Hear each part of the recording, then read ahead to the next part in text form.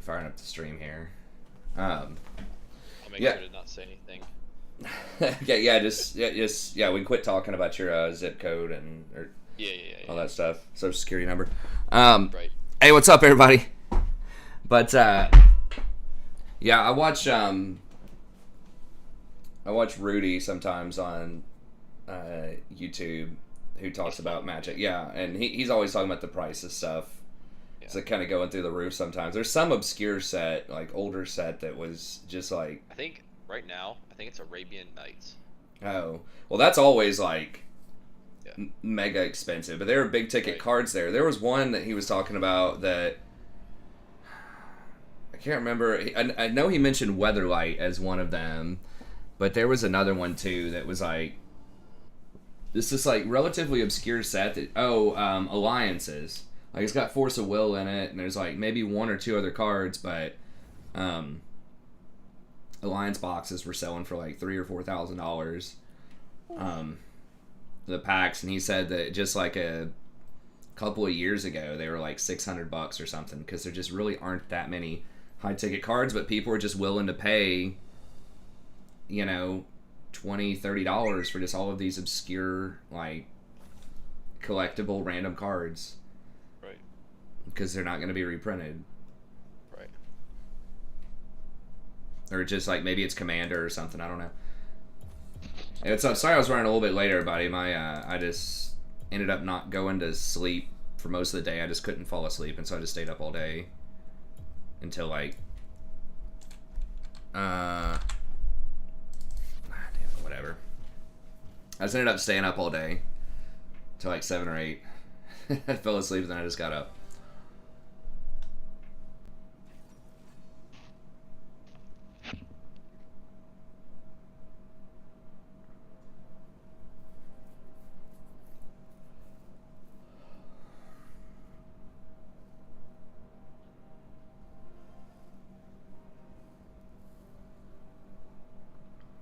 Damn it, I get the Kaisa. About a quarter of a second from clicking her.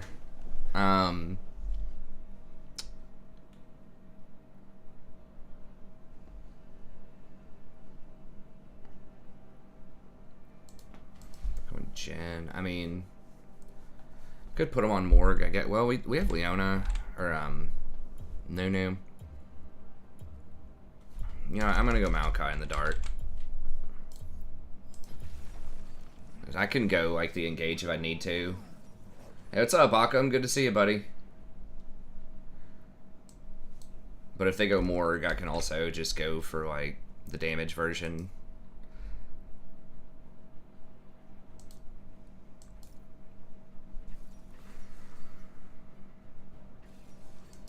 I just go the damage version anyways if they don't draft a tank here.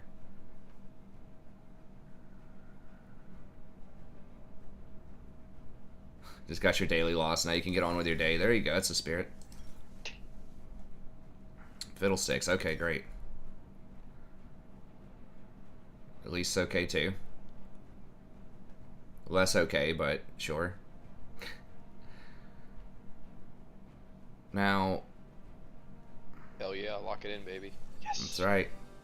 I could try water walking here and just see how much of a difference that would make. I want to try that out.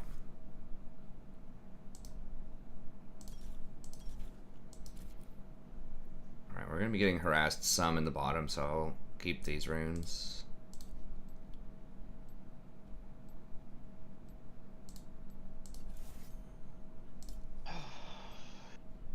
Calm, coach.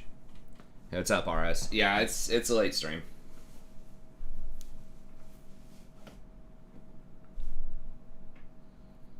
It's one of those things where I had to have some sleep, or I didn't get a lot of sleep.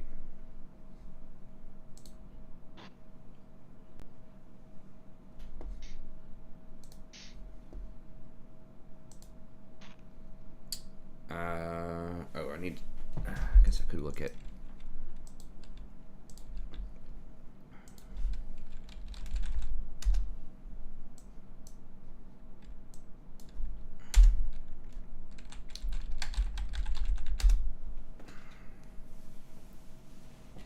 I live in the United States. Tennessee.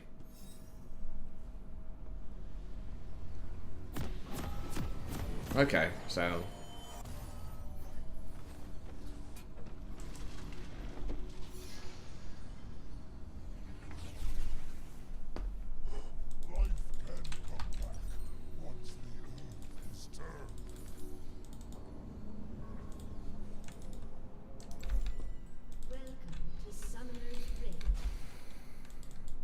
Yeah, so we're trying out water walking just to help us out with rotations a little bit more.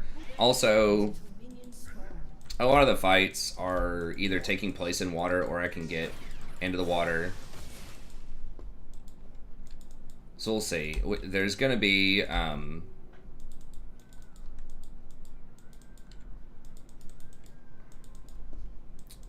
obviously a little bit less damage in the lane from Scorch. But they have a Nami, so they're probably going to be able to... they're probably going to be able to negate a lot of the harass early. And Kaisa's likely going to have Ravenous Hunter. How are the housing prices in Tennessee? Very good. Very good in general. Yeah. Very affordable.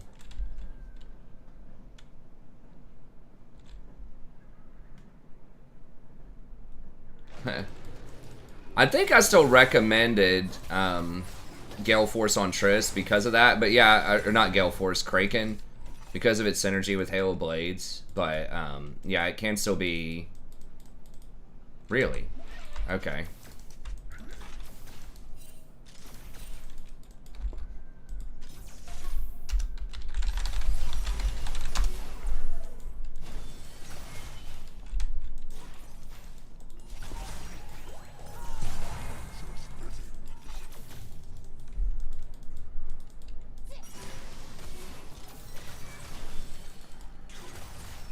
So we'll just see.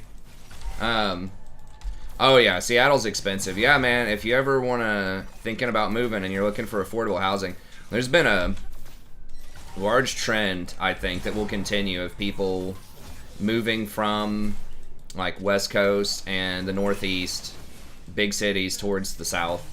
Nice, got him, coach. Because it's very affordable. I think Nashville, so the capital, is getting a bit more expensive, and Memphis is still nowhere close to like California type of prices, probably, but like the east, near the mountains, East Tennessee is definitely pretty affordable. Midwest, a lot of Midwestern places are also inexpensive, but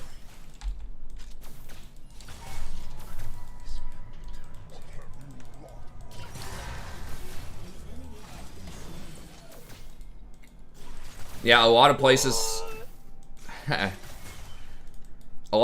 around here, like, pretty solid houses you can get for,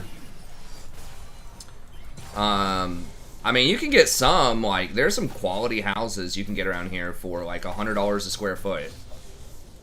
But, like, you're getting into, like, the pretty decent stuff, probably the 120 to 140 range, if it's not a lake, or it doesn't have a, it's not lakefront, or doesn't have, like, really nice features, or really nice... Right here. Okay. Really nice pool or something. Okay. Yeah, your house is beautiful for sure. Thanks, but yeah, there's a lot of stuff there, whereas it's probably way, way higher. I have a friend who lives in New Jersey that... I don't remember exactly how much his house was. It was probably, like, $300 a square foot or something.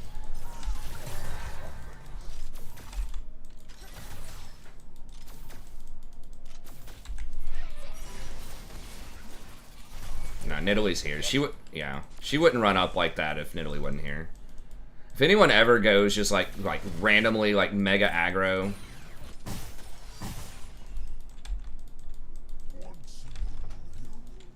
Hey, what's up, Sammy? Yeah, Tennessee's great. I like it. It's cheap houses, cheap housing. Most stuff is cheap. But there are reasonable job opportunities. Dude, we don't know where Italy is. She was just here. It's also isolation for Kaisa's missiles.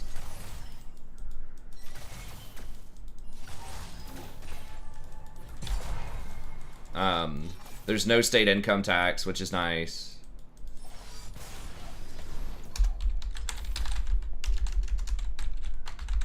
Alright.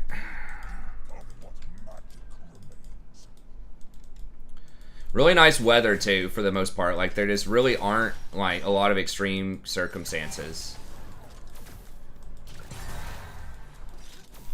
Like, you almost never get, like, blizzards or hurricanes or anything like that. You do get some, but really not much.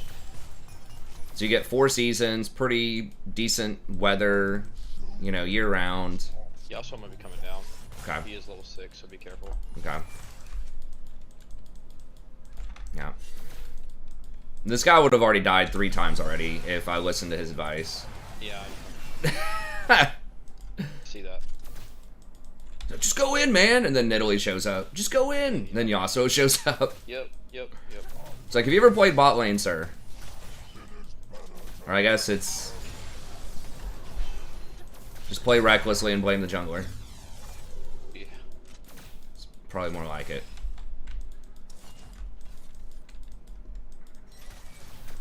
Or his style.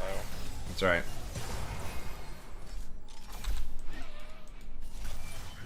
Nami's also just, like, really dangerous early on. If she misses her bubble, maybe we can do something, but...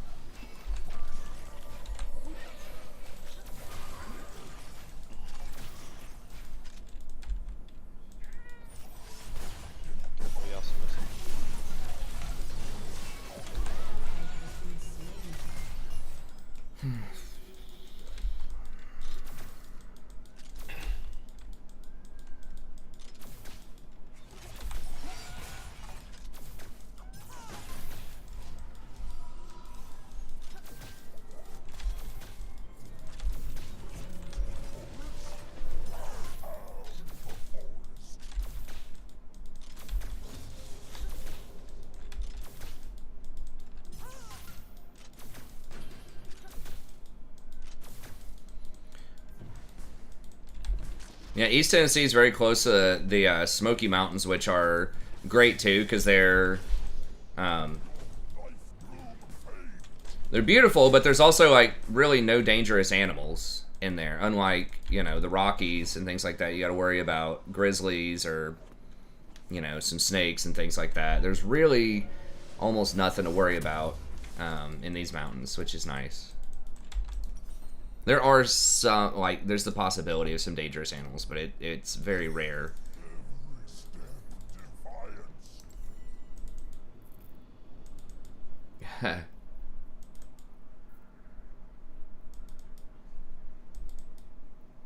Support rule number 2, number 1's all you need to know. How sunny is it in Tennessee? It probably rains a lot less than Seattle. I've never been to Seattle, but I know it's kind of notorious for raining a lot. It's kind of moderate in all things, I feel like.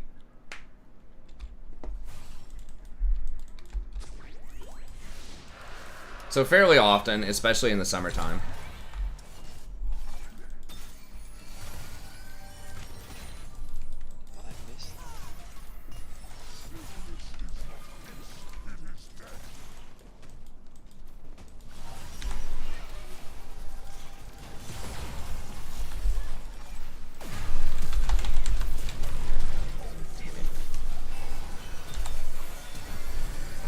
Really?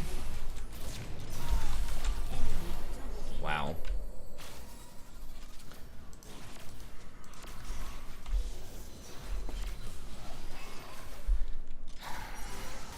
Back up, I need to go ward. Wait, what's that? You mean press forward and pressure under tower when the support's clearly on vision? Trying to clear a ward?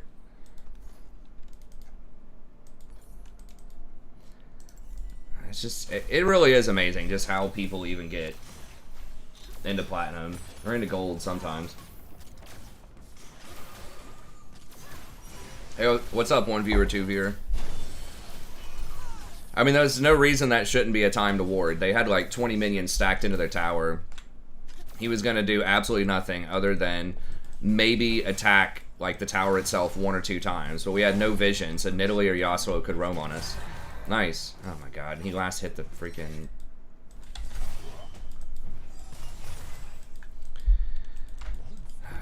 No, we're just never going to have wards.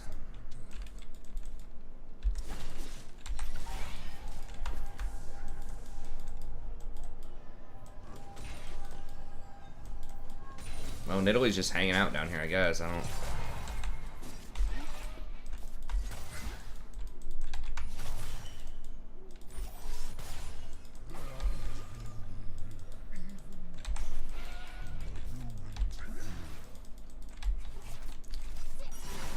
I guess I should just let him die. He's probably dead here again.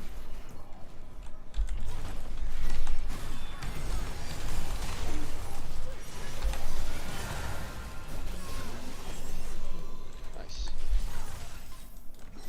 Okay.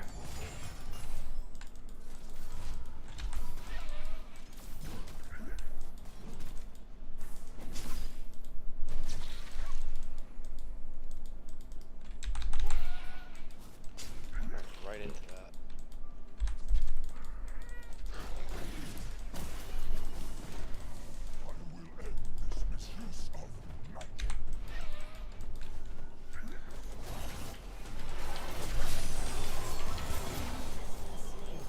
Nidalee's coming.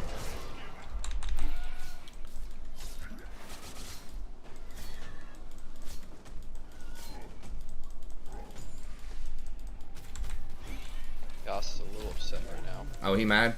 Diffed and miffed? Yeah.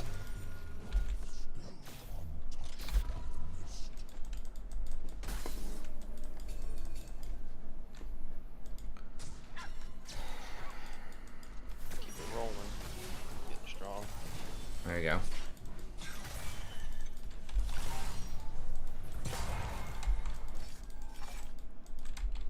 Wedding's in 2 weeks, that's right. You ready to sign your life away, son? Doesn't that sound awesome?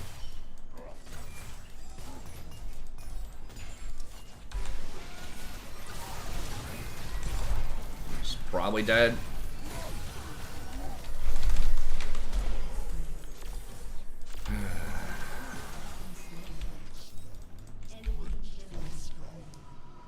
Huh, they're not visible in lane. Let me go up and see if they're in this bush. Alright. So let's stick with that.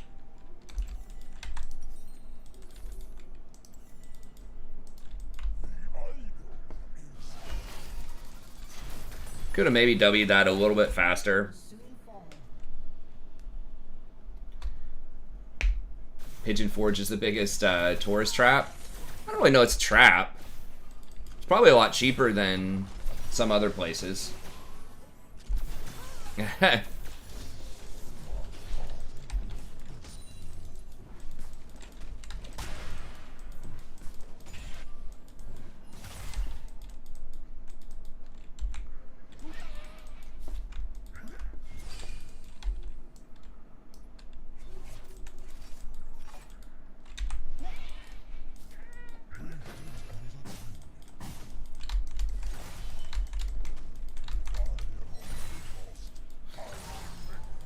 Well, it can be bad for some people, but that's just part of the joke. All right, I'm going to ward. Will he die again? That's the question. Oh, there's Nami. Nidalee gonna be here too. I guess we'll find out. Stay tuned. Top. There's top. Okay, good. Yeah, I think we just saw her top. Or no, that was Yasuo, sorry. Okay. Yeah, here she is. Might be able to come down. That's warded. This is clear. Okay, I've got ult.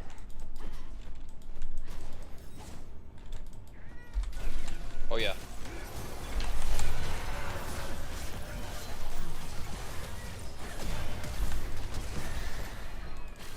Yasuo's coming.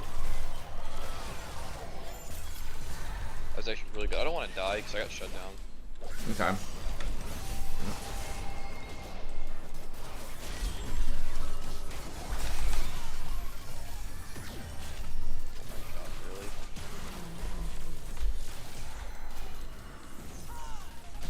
Really? No, dude, just let her go. I should just go back. Yeah.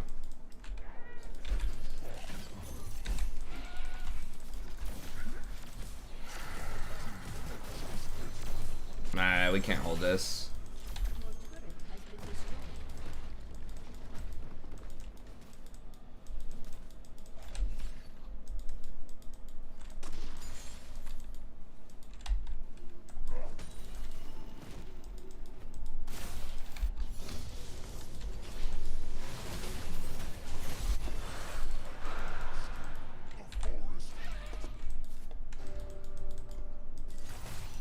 Kaisa fail flash. That's true. Yeah, I shouldn't have flash.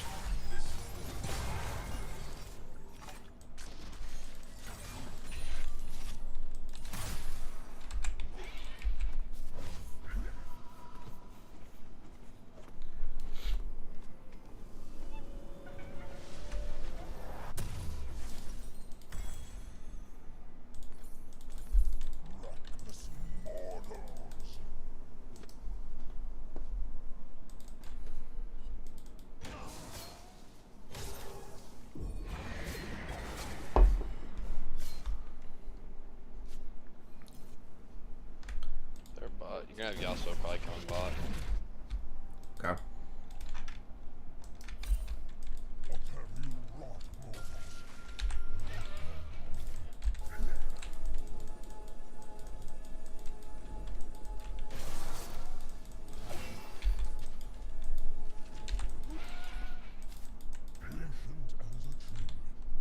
Your team has destroyed a turret.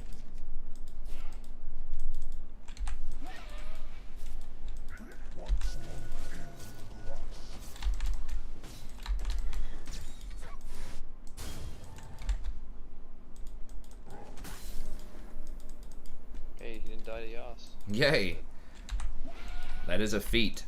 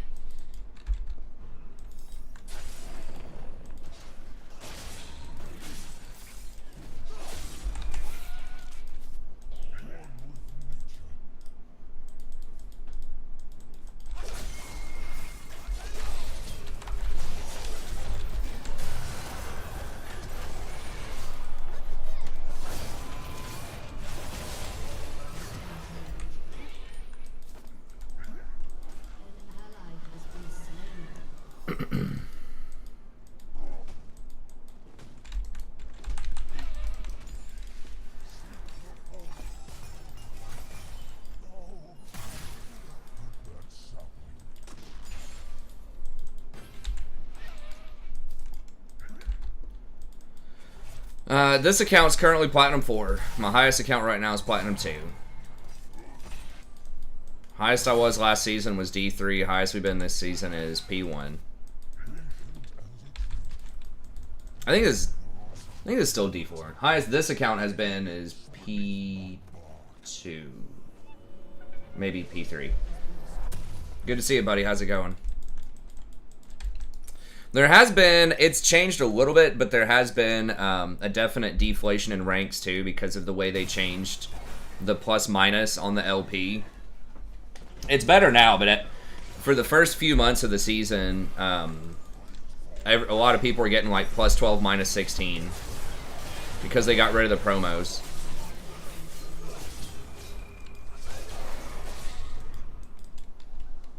So, for instance, like this account, I think ended the preseason in P4, we got placed into G3, and I had to play 70 games at 70%.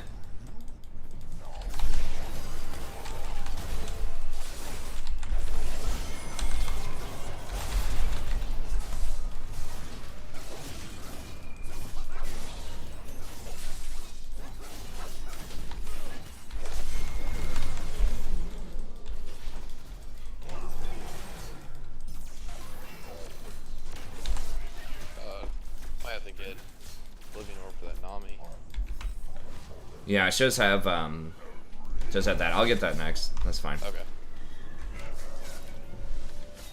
Healing is annoying. Jin's kind of soft ending. Yeah, I'm not. I mean, this is my shocked face. But but I mean, it's only at 4. You know, it's manageable. You can carry that.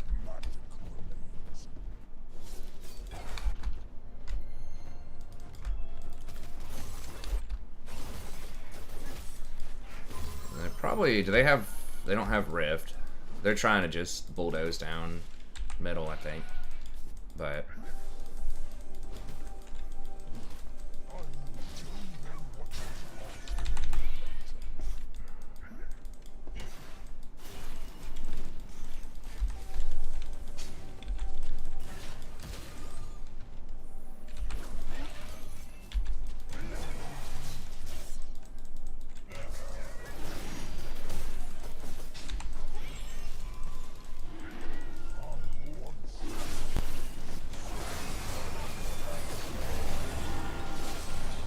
okay, I gotta wait on that wind wall.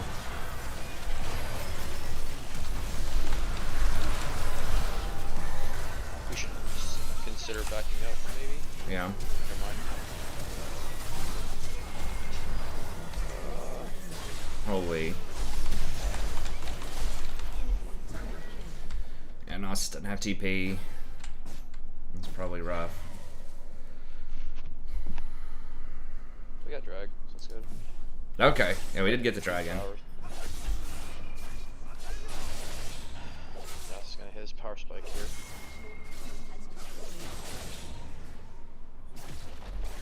Yeah, Duck's kidding if you haven't been around Duck that much. He's just making fun of people who say that all the time.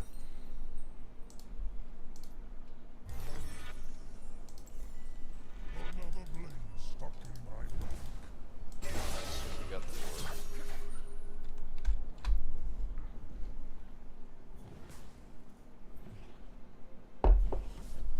I'm not one of those, like, absolutely never surrender, but I'm one of those rarely surrender guys. If it's absolutely just, like, complete blowout, there's, you know, less than a 1% chance you're going to win, then I'll surrender those. But, yeah, most of the time I think... Can we actually... I don't know if we can actually beat them right now.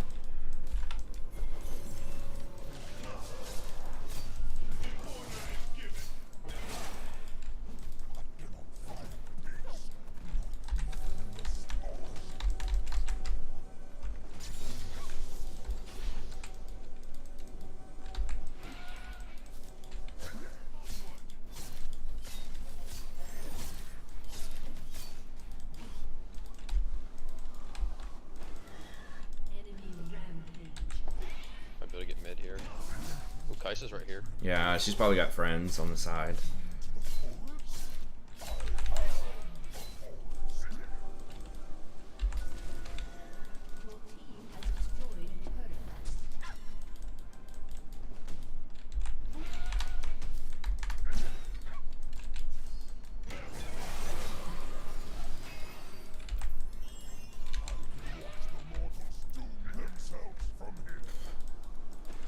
They probably work Baron.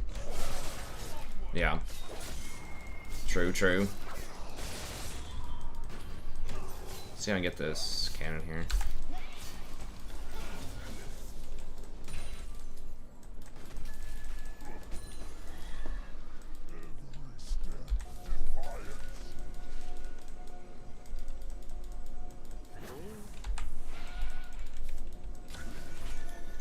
I mean, And we don't have probably Jin. contest.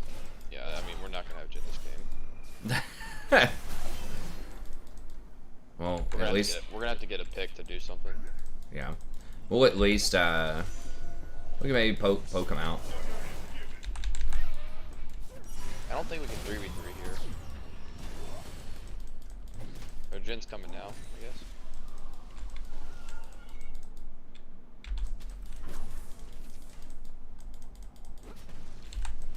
Maybe.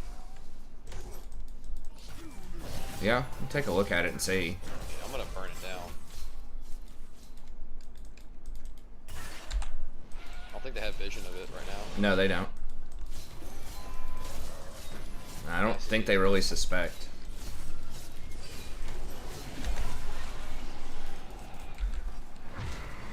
Nice.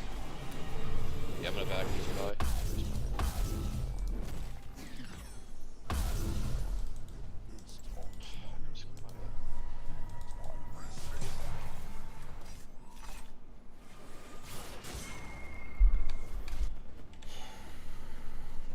I can't relate.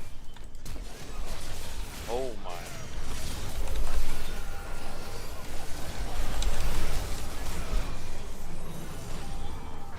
The inting mouse. We just need to push now. Mm-hmm. He's going for the big play, man. I get some advertisement for something that's like, I don't remember what it is, but it's some kind of thing where it's basically like a, I was gonna say I might get run over here. Yeah, they're all around Dragon. I didn't think they'd go for it with like 3 of them up, but, or with 1 of them dead, I should say. But they going for it. Oh, it's like outplayed, I think. But yeah, it's like, it just has some girl that's just trying to sound like, she's just trying so hard to sound like really sexy about video games. She's like, let's say you made an awesome play, you know, and this kind of stuff, and you want to record it and show your friends. I'm like, ah, oh, God, just stop. Cringe. Cringe. Like, honey, I can tell you've never played a video game in your life. Just stop. I know you're just a voice actor or whatever, but you don't have to put that much emphasis on it. Called her Yami. Yami. Yumi and Nami. If they have a child, it would look like that Nami. I'm playing like.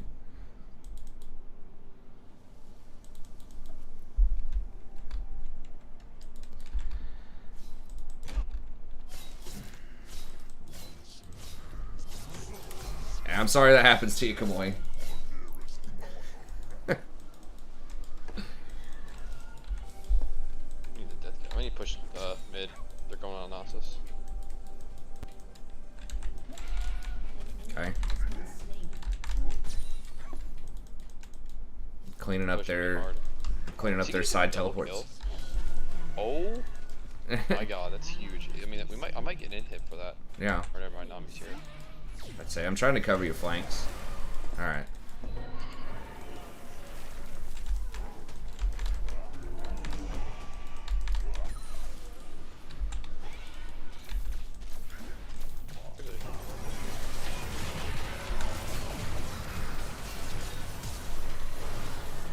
Got her. But Nice. my God, I did not zone. Yes, I'm so freaking bad at this game. It's all good. Happens. Worth this item, I should have even got it. Hashtag Zonias.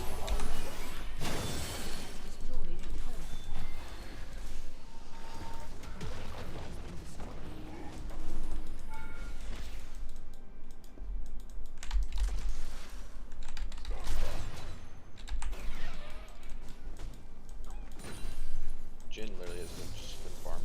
That's it. Farming and dying. That's right. Shit, am I really gonna get caught here? Yeah.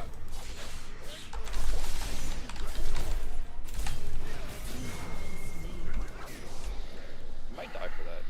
Yeah. Nami might bail him out. Oh my God. That's a thick boy right there. That's right. Zanya hashtag, yeah. It's just, I always tell people in like all my tier list videos, I'm just always like, don't buy Zanyas, don't buy Zanyas, because so many people just don't use it correctly, or just will forget to use it. And it always has like a, on a lot of champions, it'll have like a 4% lower win rate than just something that does more damage. There are some champs, obviously, where it's a key part of their kit, right? Like Fiddlesticks and, you know, stuff like that, but... I'm in my zone, I'm killing it. That's right. But in general, just getting a bigger damage item on a lot of champions is better. 'Cause so many people, either they'll forget to use it, or they'll use it and just die anyways. Push it. We might be able to win. Yeah. I don't think you're gonna get it. You don't have a wave. Let's just reset.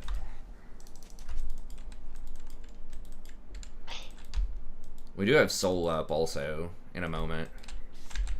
Okay, we can just come down here and just get soul. That's fine. I don't think they're gonna trade a Baron.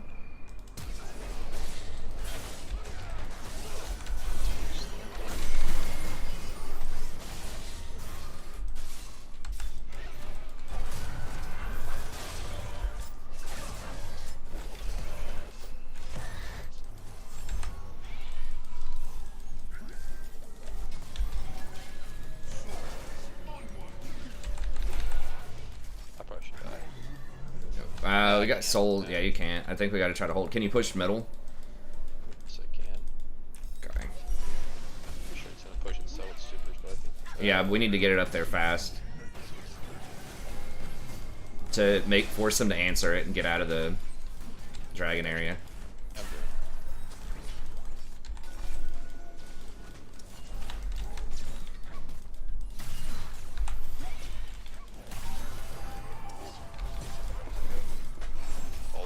I don't have ult.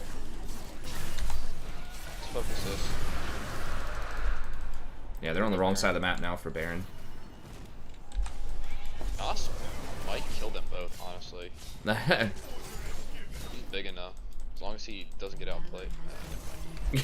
And they have that worded. I was actually hopeful.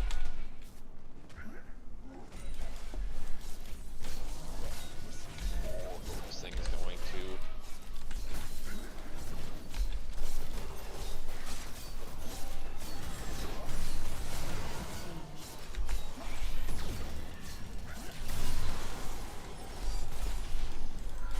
I want to get my death back. I don't want to continue.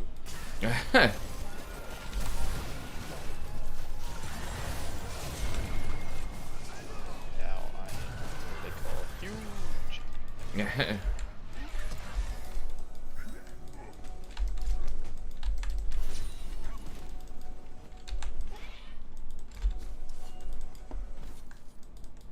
This Jin tilted so hard.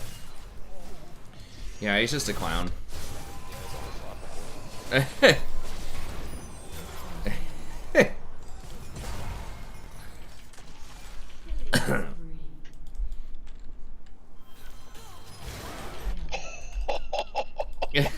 My Got God, him. my...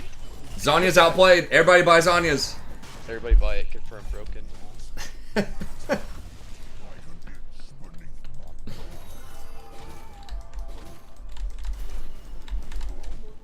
Oh, this literally wants it pretty bad.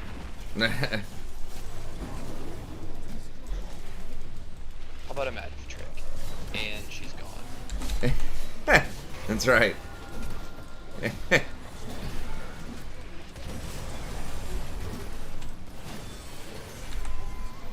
Whew, man, that game felt real nice. Got him, coach.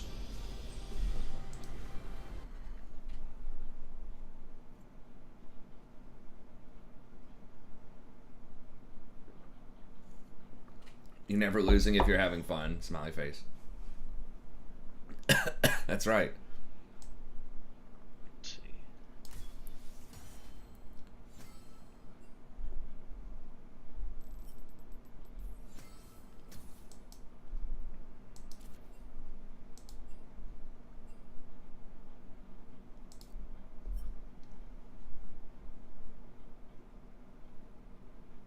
Just change name to Hylic Ball.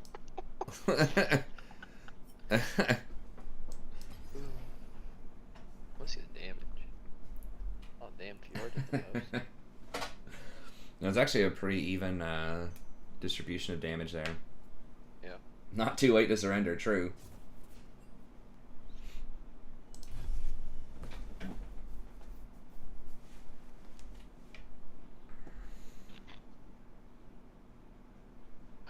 Okay. Big kitty. Big kitty.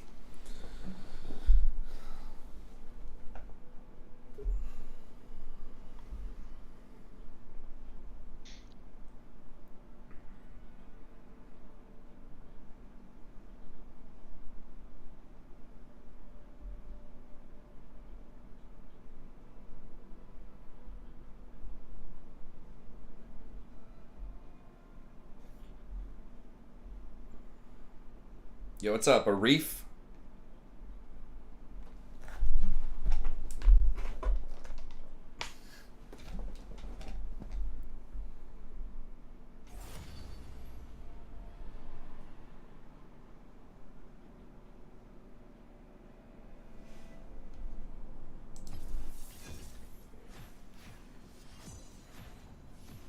What's that?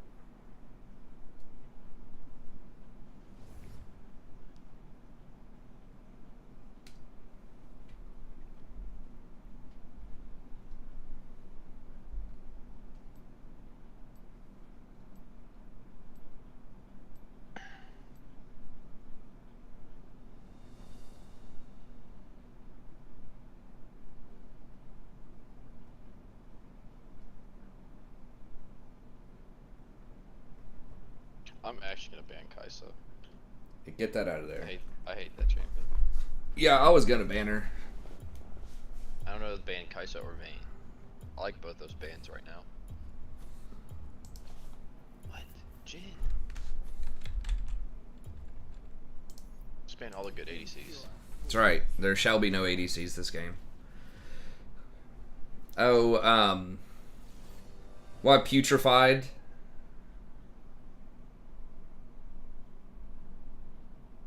No, you're actually right. I should not have had putrefied there. You're 100% right. I was just talking and not paying attention, just kind of autopiloting. I should have done Morello's. But yeah, because I didn't have... Usually it's because you can have Font of Life. But yeah, I didn't have that. Because I didn't have Aftershock or Guardian.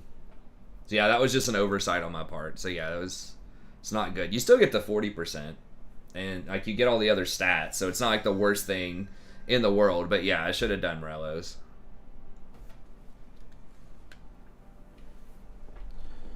Just was not paying attention.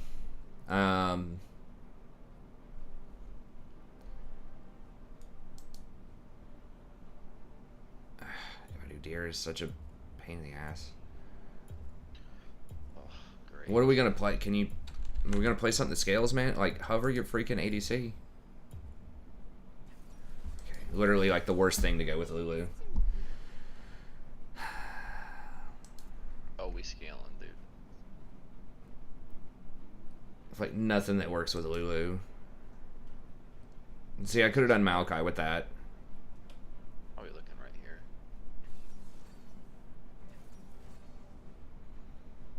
What? Is that a Yone? What is her bot lane? Or Yone maybe? Seraphine probably. Seraphine Vel'Koz. Seraphine's their ADC. Been doing that Summon Pro. Dude, alright. I'm gonna dodge if you don't dodge. No, I'll do it. Okay. Honestly, I might just dodge and go to bed. Okay, yeah, that's fine. But yeah, hey, good games. I will catch you tomorrow. Yeah, sounds good, man. Oh, I might be able to hit you up early too, before work if you can. Okay. Yeah, I should be able to do that. Alright, man, I'll catch you there. Good luck on the rest of Alright, your games. see ya.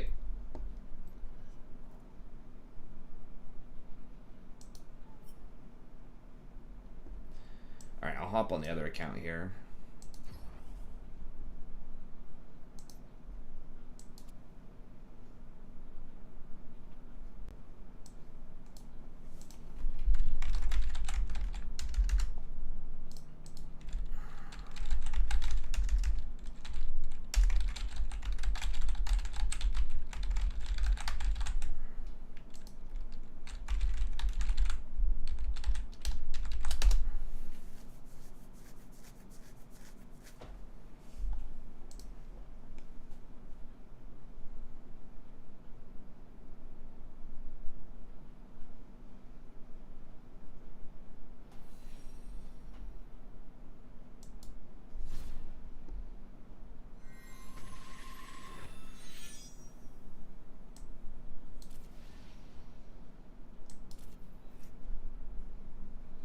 These honor orbs. I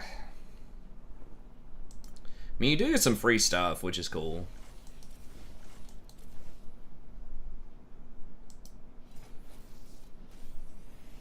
I mean, I suppose it's better than nothing.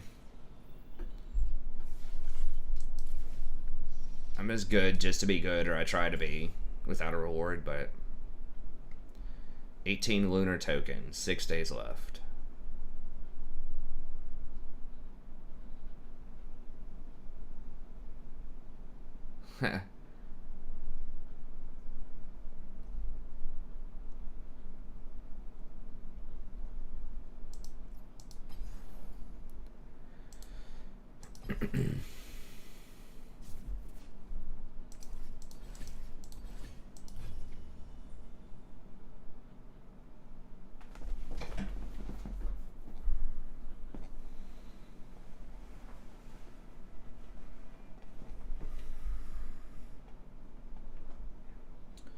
Yeah, Putrefier is cheaper, you know, it's basically 100% efficient, so you still get the 40%, so it's not the end of the world. But yeah, Morello's, especially after they gave it the extra 10 AP, would have probably been the better choice there because I didn't have Font of Life.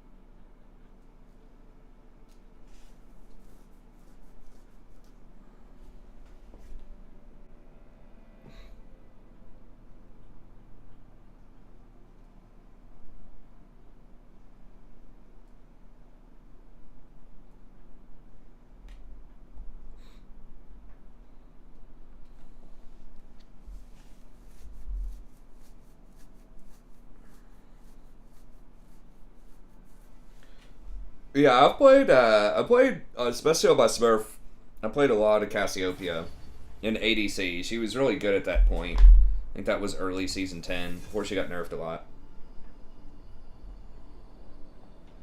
When ADCs were kind of at a weaker point early in season 10.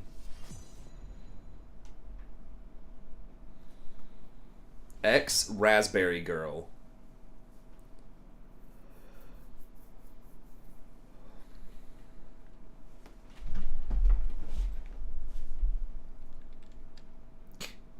She's had enough.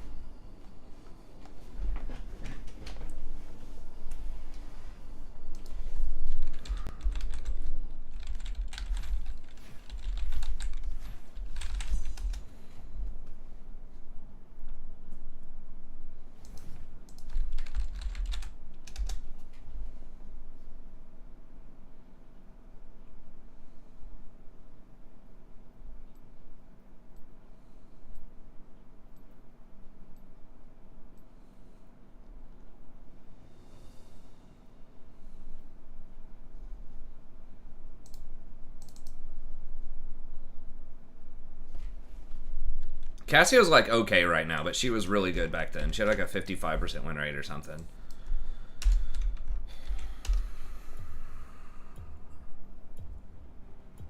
Diamond hands.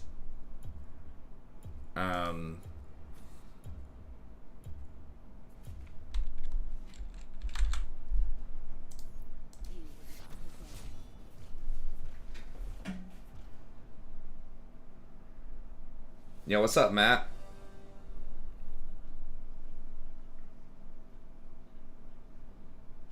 She is kind of a tricky champ for sure. Which is weird. Yeah, I don't usually play champions that are that mechanical, but I had a lot of fun with her. But they nerfed, I believe that was when her Q was really strong. It was like Q max, and then I think he just went Rod of the Ages, or maybe he just went tier. I can't remember. There was like, it was a special build where you didn't have to get double stacking items. You could just get one.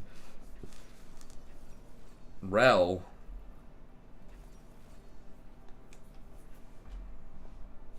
Diamond pants, yeah.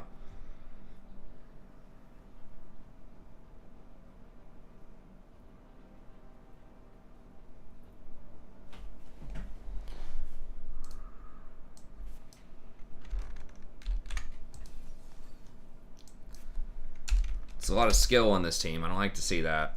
People playing champs that require skill. This guy looks like a Smurf, though, so I do like that.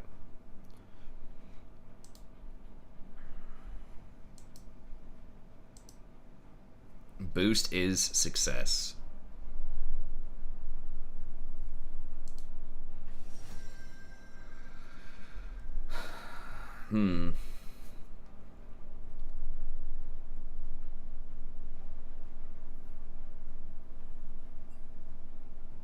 No, I can't interrail.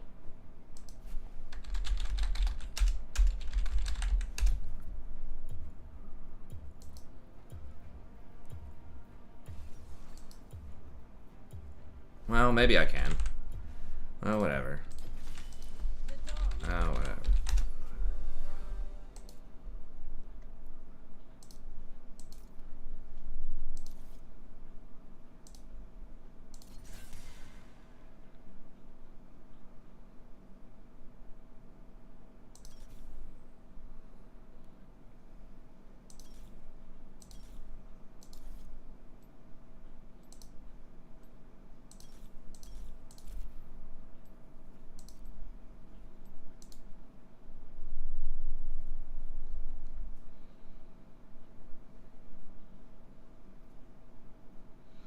Yeah, I mean, Janna could have been okay, but...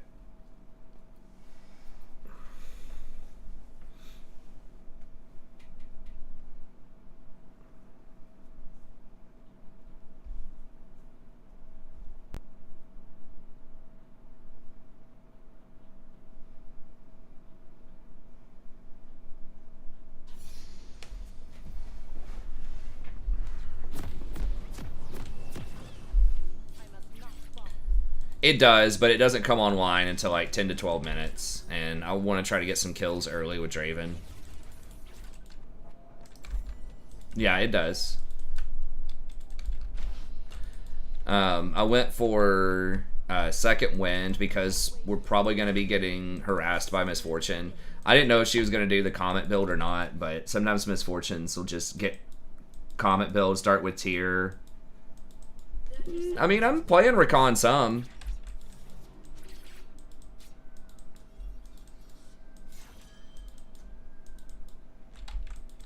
I'm just not playing him every game. I'm definitely not going to play him in Rel. That's like one of his worst matchups.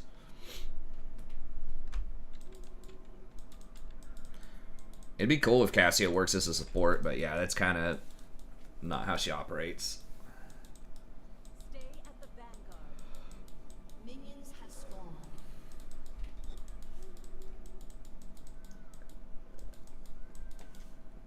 So yeah, I could deal with it, but I just wanted to have a little bit more protection against the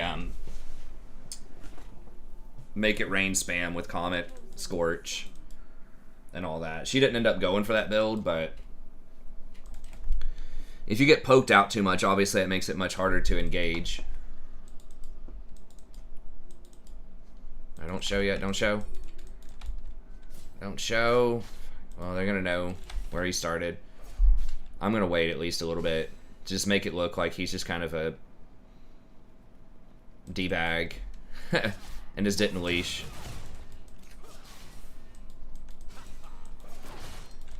It's just a tall, super strong armored lady. First light approaches.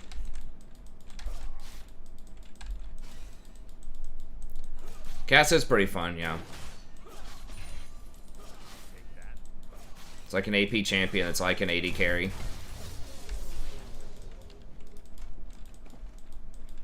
Ever vigilant.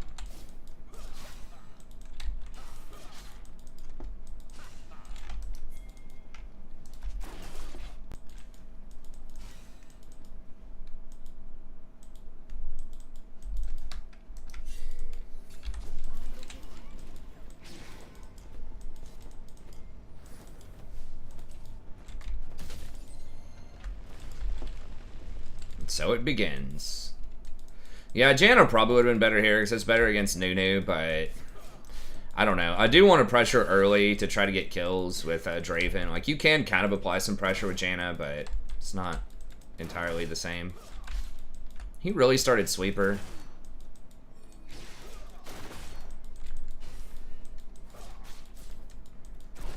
Always rises.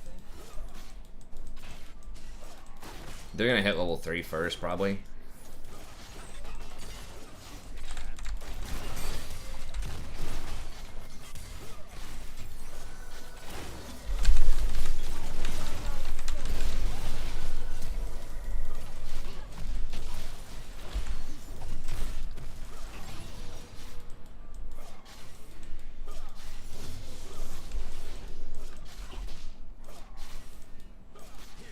They will be summoned.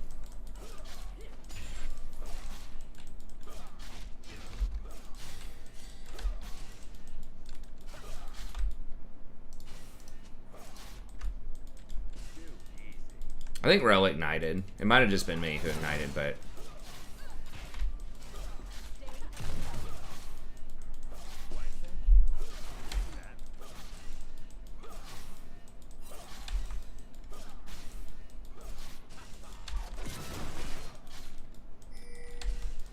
Rel does break shields, though. I mean, that is, like...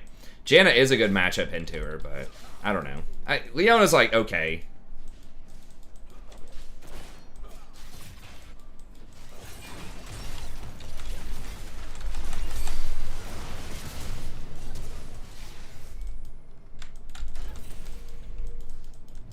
Rally to me.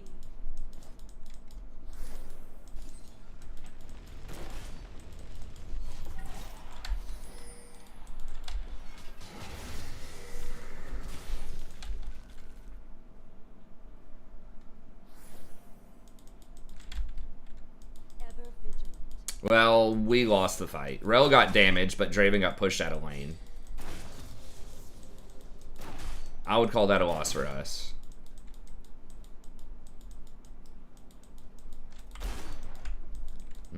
I really wish Draven would go for Gale Force. I know it's not like a super popular item on him, but it's so important because he's immobile to dodge things like Rel.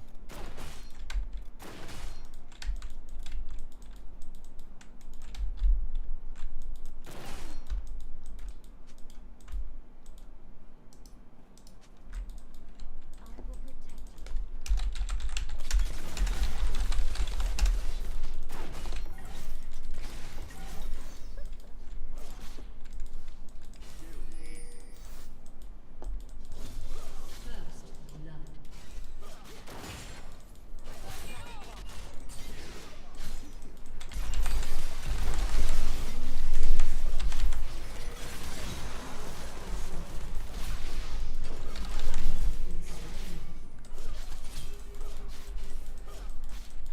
First blood. The sun. I was trying to give it to him, but...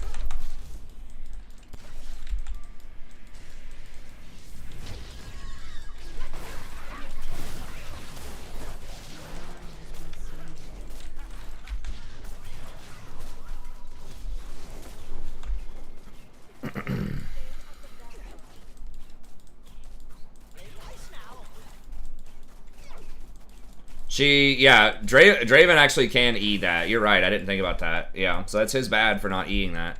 Because I know Janna Tornado can knock her out of it, so she's definitely not unstoppable. Should have maybe done Biscuits here. I don't know. It feels like I am running out of mana a little bit. Biscuits plus Ionians. Might have been a little bit better. Usually it's not a problem, but for like really extended fights, it can be an issue.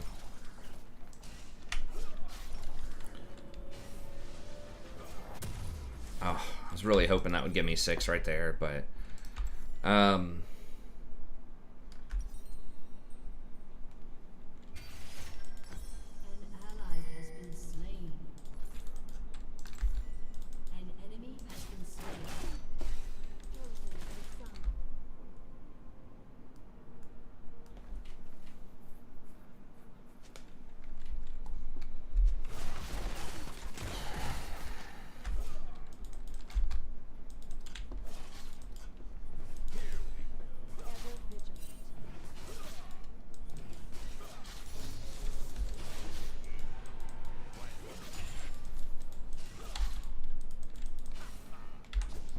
I go Chem Tank just for some more engage. I don't know. I mean, Rel can break Locket with her Q, so you do lose some value there. Excuse me. I don't know where Nunu is. He's obviously on the bottom side of the map because they just got Dragon, so... he's... I don't know where he is.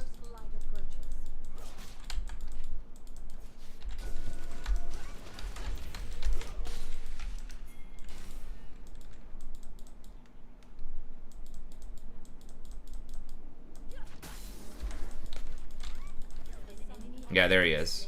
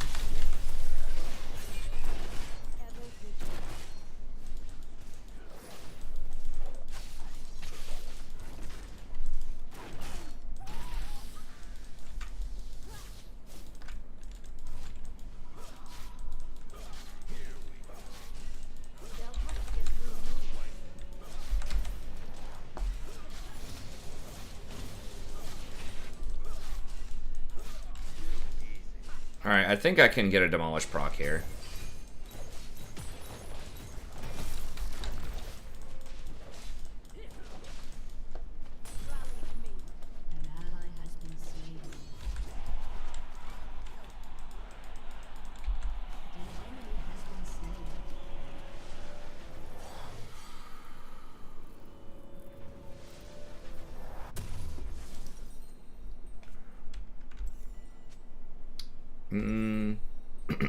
Okay, I think I'm gonna go for that, and then getting through Nunu slows and Misfortune slows a little bit better is nice.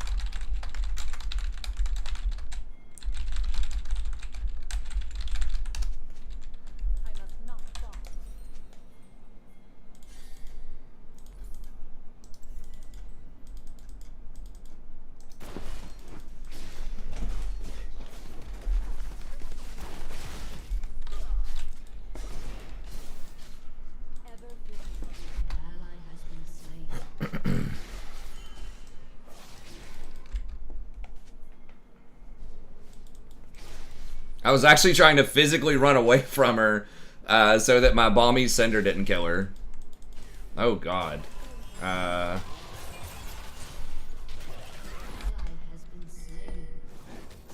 they're so low.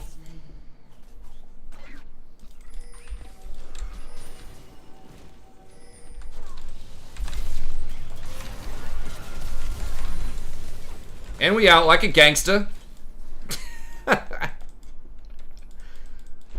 Cruising. Dabbing, is that what the kids... Is that what them kids still all about them dabs? Damn kids and their dances. Life ain't about fun, it's about work.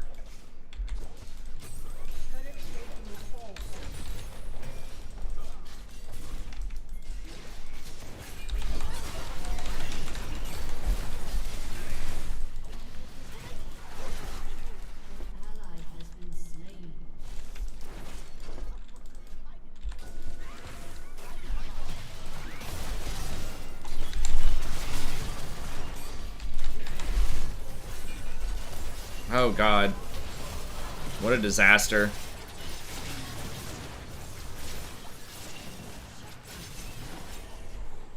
Do you not have ult? No, he doesn't. I didn't see if he tried to stand aside her or not.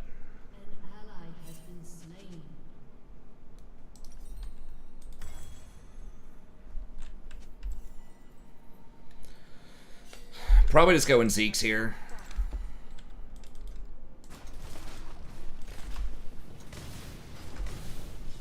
Oof. Can he get her? He's got flash. She's gonna run all the way though.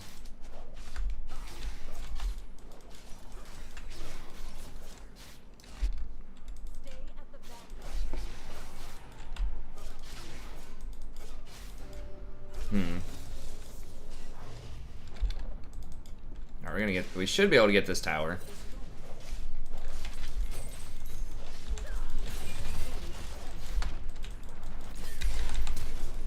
All right.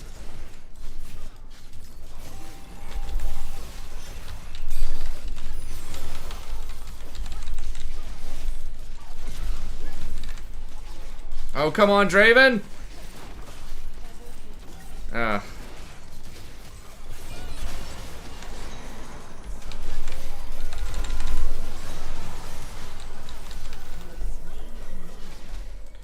Alright.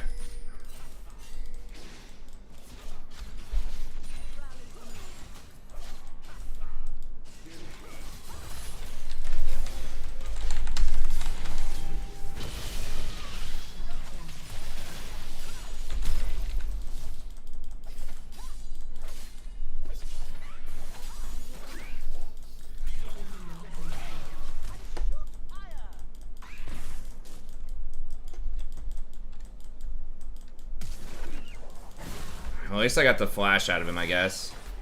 Jesus, she that... Oh, I didn't realize she was that fed. She's the only one that heals, too. But...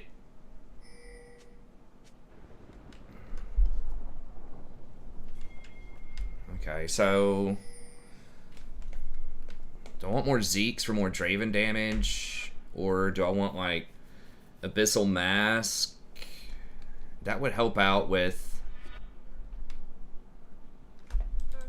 Maybe I go Abyssal, because I am going to be getting hit by a lot of dinger stuff. And that would make me personally a little bit stronger.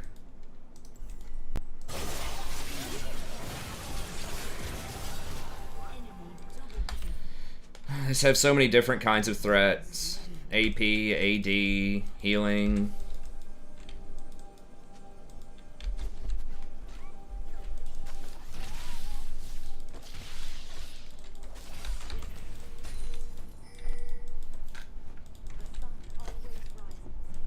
Why are we losing this so hard?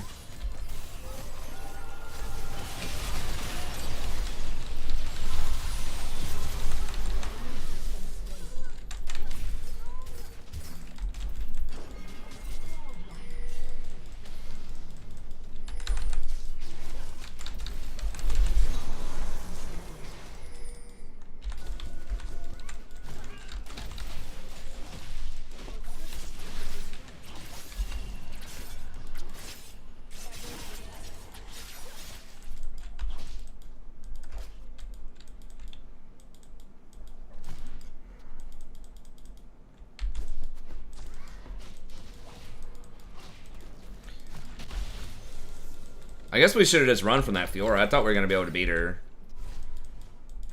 But she was just like 5-1 at the time.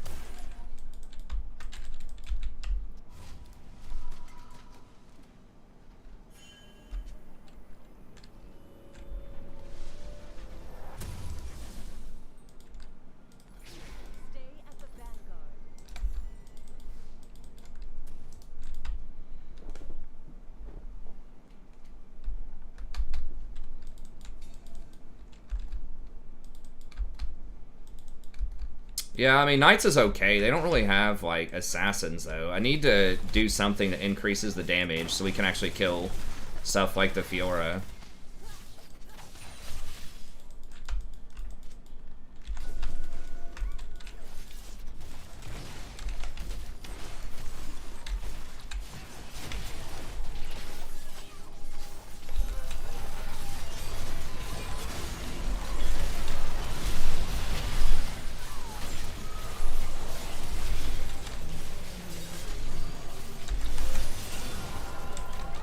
Holy sh...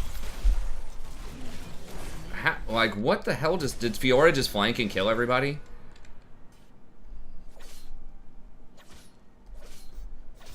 I mean, I don't know.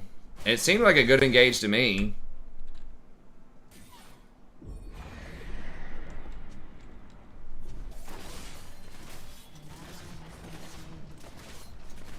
I think the Fiora just came out of a bush or something on the back line and just annihilated him.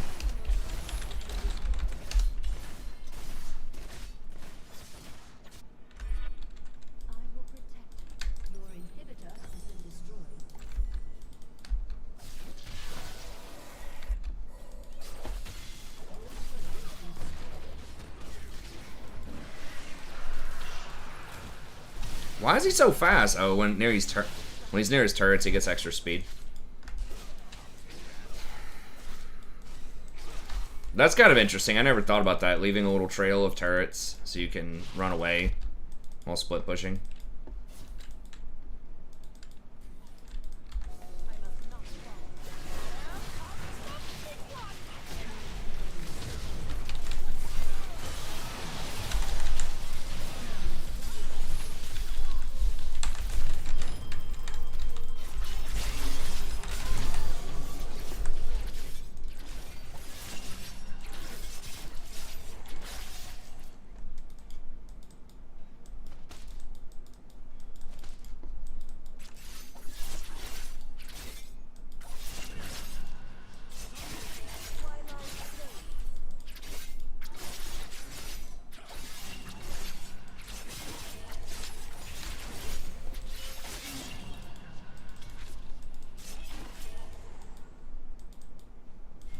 I have to say, why is it letting me go over 1,000 gold?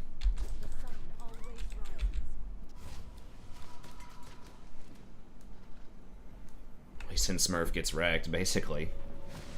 That's what it's looking like.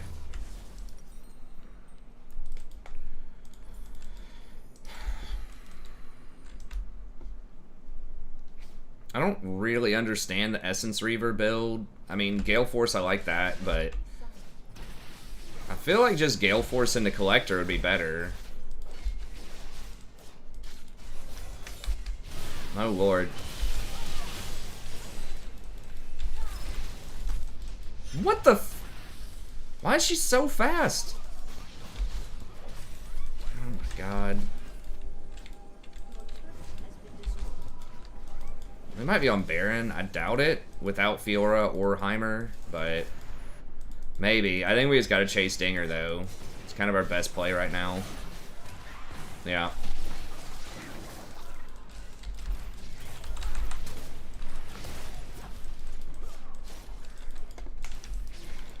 Gotta at least get that little squirrel. Are you kidding me right now?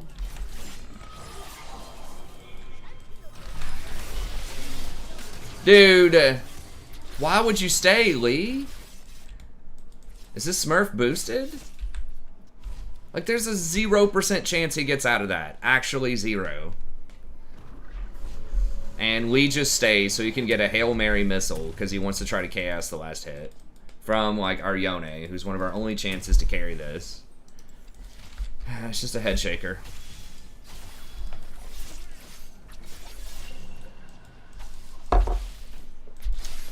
We're a head shaker, new maker. I don't remember how that song goes. The non-parody version of the song. Heartbreaker, something, taker. Some 80s goodness. Dude, that makes me want to watch like some either an 80s movie or oh shit, hold on.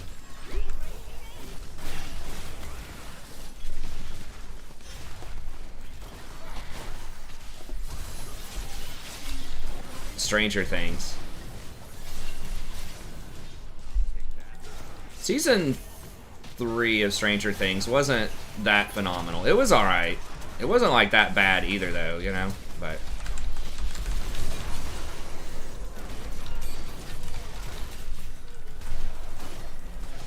is anyone left? No, it's just me.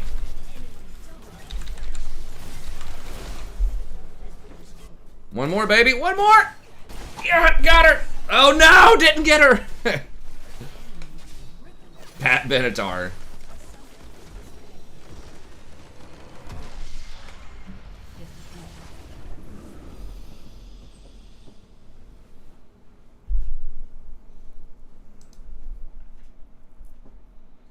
But like, who boosts so early in the season? I don't know. Maybe he just had a bad game. Pat Benatar, Heartbreaker.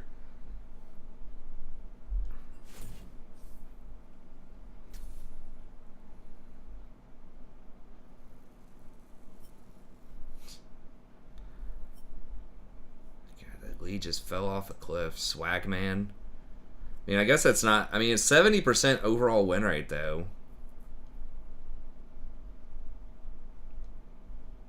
I mean, that matchup didn't feel too bad. But the Fiora just like hard carried him. It's a 43% Fiora too. It's not good. Yeah, he learned that in theory, but will he actually do it? I don't know. She still got him several times. We shall see. Alright, I'm gonna wait a second. Hey, you can buy an Ori support game for a $10 donation in normals if you want. But I'm not going to play it in ranked, fortunately. I think it's like a cool concept. It's just the numbers aren't there. Basically, anything that's an AP support that can't build mandate, I'm not really in favor of right now. Like, Brand and Zyra do have special synergies with Leandries, so, like, that is nice. I wish they would just make Leandries like 3,200 and just drop some of the mana off of it. You know, just knock off 100 mana off of those items. Pretty much all the mana mage items, just knock 100 mana off, make it 500 even. Or maybe even they have to knock 150 off or something, you know, just to make it a little bit less gold efficient because it's cheaper. Hell, maybe even 200 mana. Make it a 400 mana item and just make it like 3,200 gold. You can build mandate on Ori, I guess, but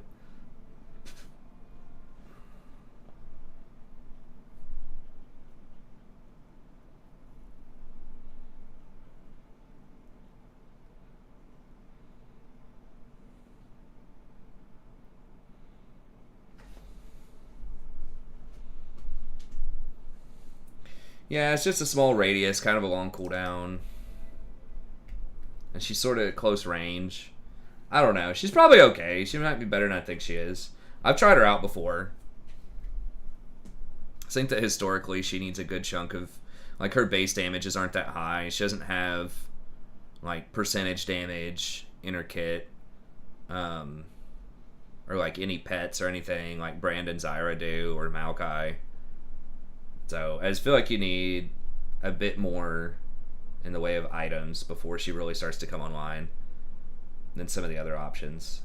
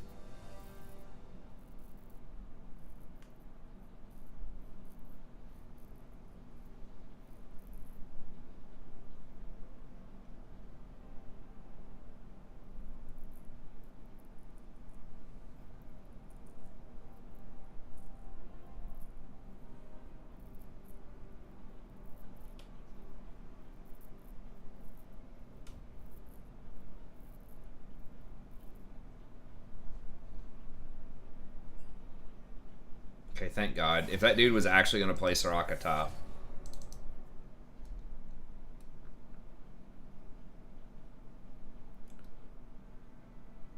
How losses are mitigated in rank? Yes. So if someone is AFK on your team starting at 10 minutes, you can take a, you can surrender. And if everybody votes on that, if someone's AFK, now I don't know if it's later in the game or not, but if someone's basically marked with an X at the end of the game, it'll tell you, you can surrender early at 10, and then depending on the state that the game was in, you will lose a little bit less LP. Usually it's like 1 or 2 less LP. They've said it depends on what state the game was in. I guess probably by gold deficit. If the game was close and the person was AFK, and the person went AFK, then you get refunded more. So you might get 2 or 3. But if you were getting completely blown out and it was very unlikely you were going to win the game, then you might get mitigated by like 1.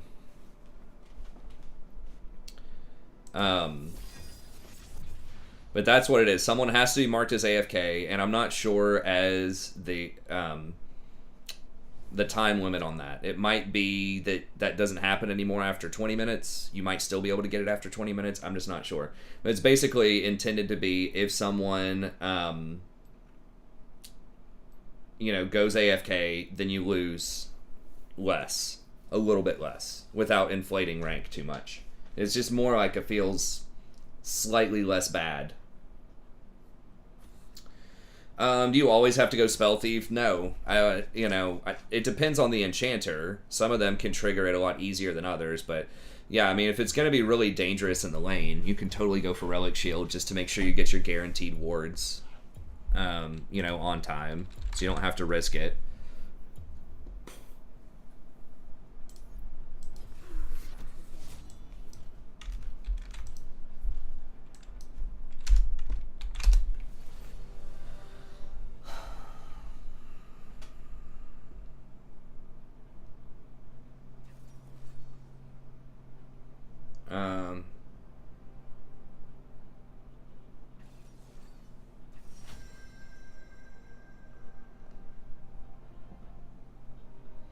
It's possible. I feel like her mana costs are kind of high on her W2. I might end up dodging this. If they pick like a Yumi or something with Vayne. That's just like the Doomsday scenario in this meta right now, is if you ban Kai'Sa and they pick Vayne. It just feels so bad, because Vayne can just freaking dodge everything. And she outscales whatever you're going to get. If she picks an enchanter who can just like heal her through the lane,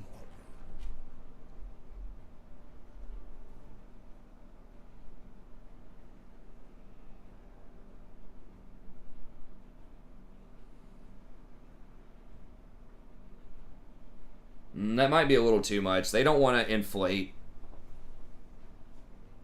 the system too much. I mean, everybody was gonna get that loss anyways. Yeah, I don't think it'd be good if they gave everyone like you lost 5 less or something. There is a more rare situation, which I don't think it's loss forgiven instead of loss mitigated, and that's if there are server-wide problems. So if, power's out or there's just something weird that happens and the servers go down in the middle of your game, then you just don't lose anything for a loss. And if you get a win, you only win like 3 or 4 games.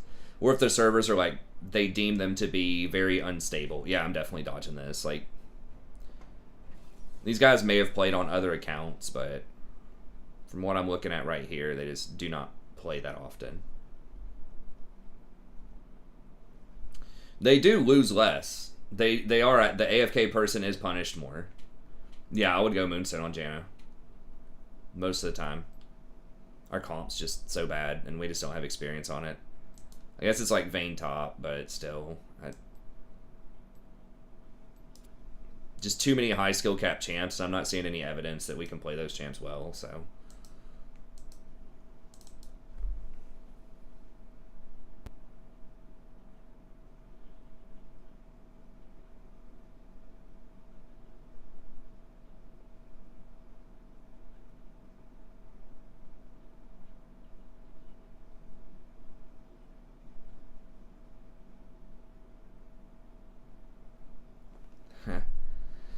Pontiff. That is unfortunate.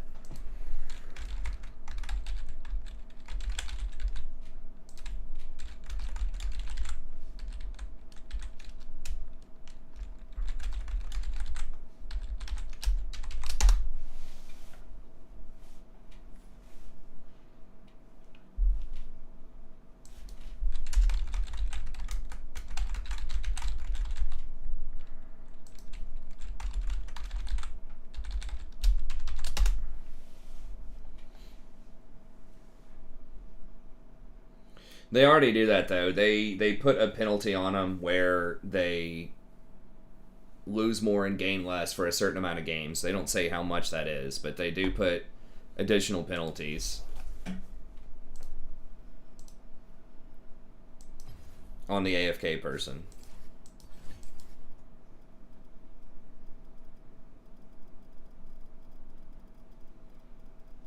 It'll say something like lever penalty is applied.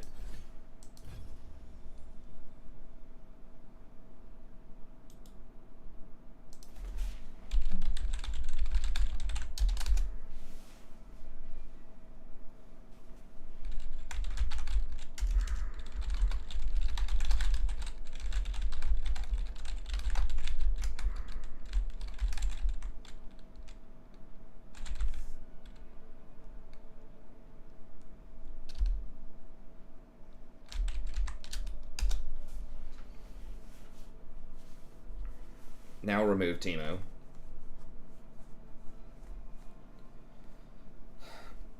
Oh yeah, it'll tell you personally if that happens to you. It hasn't happened to me, but... Yeah, I can coach. It's $25 for non-channel members. If you are a channel member, then it's just $20. I mean, obviously, keep in mind the context, right? Like, I'll do the best that I can, but I'm not going to know if it's top lane, like, a very technical, matchup. I'm not going to know the ins and outs of it as much as, a one-trick would. So I'm not going to be able to explain the mechanics and all-ins if it's, like, Yasuo versus Riven top lane. But, I can talk about macro stuff, tracking the jungler, different kinds of decisions you should be making at different times. But yeah, obviously, if it's like a heavy mechanical champion or very matchup dependent knowledge, then I'm not going to have that. Jungle, yeah, I can do more jungle because I've played jungle a decent chunk. So once again, not going to be as deep knowledgeable about some things as a,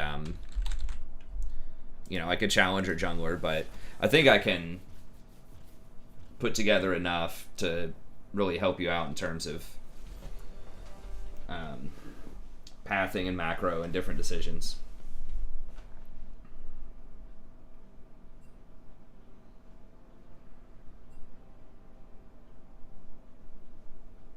What are these people talking about? That guy named Devil's probably not great, because I recognize his name.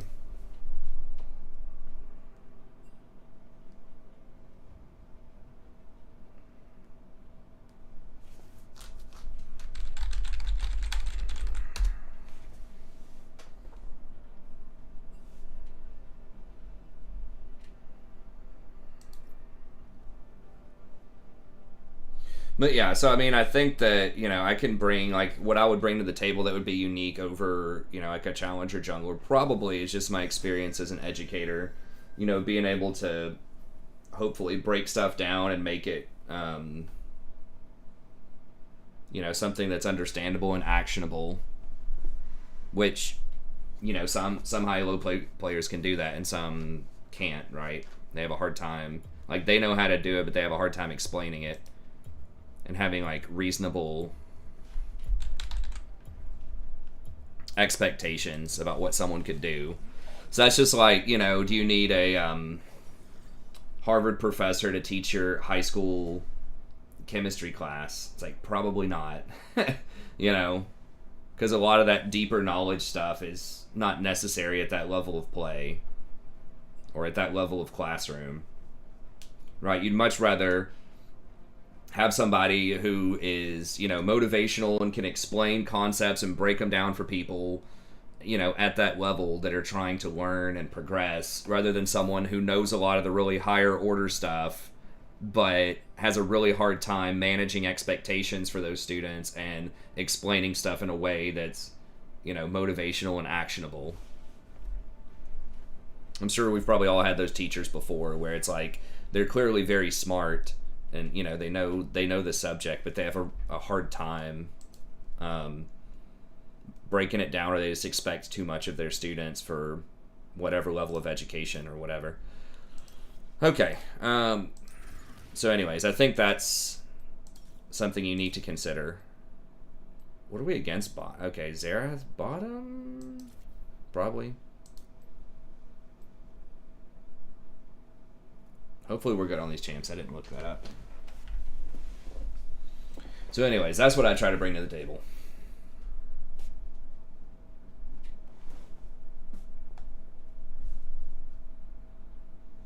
I had one professor like that. I ended up dropping the class. It was an undergrad class. It was like a 400 level class, and you know, he was knowledgeable about you know, the subject, very knowledgeable. He published books on it and things like that. But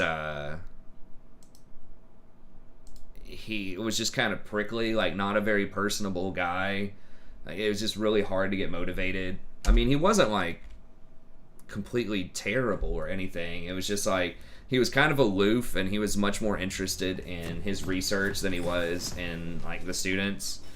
And the expectations were just like very unrealistic. I mean, it was like read 200 pages a night or something like that for an undergrad class, which at least the university I was at was not kind of the standard. And I would have stayed in it, but I had a bunch of other classes. I was taking like 18 hours that semester, and if he had been more personable and like motivational, then I may have stayed in it. But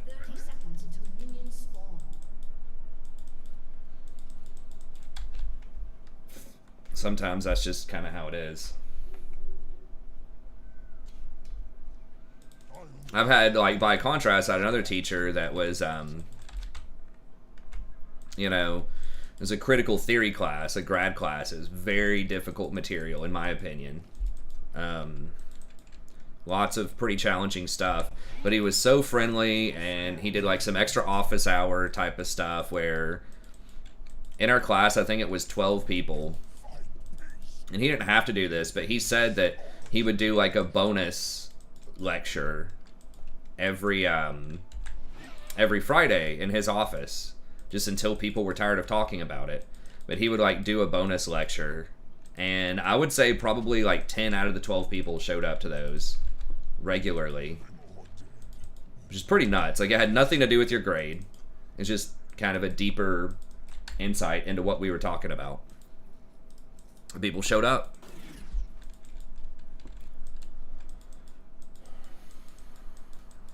And, you know, he's trying to be funny, trying to be engaging, all that kind of stuff. So he was very cool. Definitely one of my favorites, if not my favorite professor overall in grad school. He probably was my favorite. I did have some pretty good ones, but he was definitely a baller.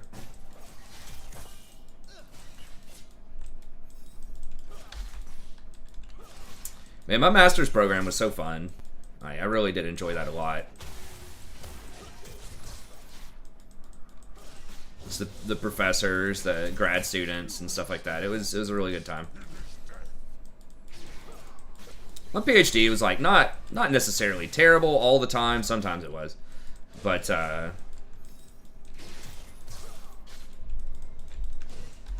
definitely a pretty big cultural difference. Bit of a diffy.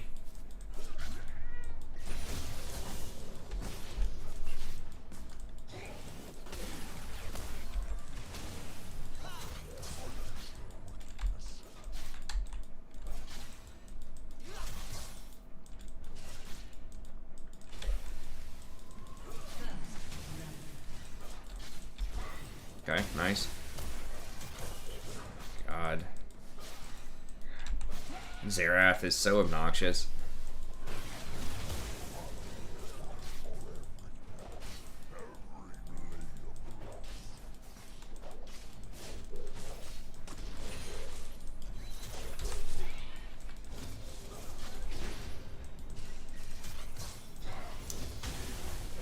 Yeah, Karthus Jungle's not going to do a lot for us.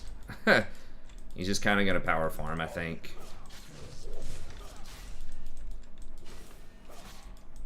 Is he going for it? No, no, no, no, no, no, no, no. She's just dead, probably.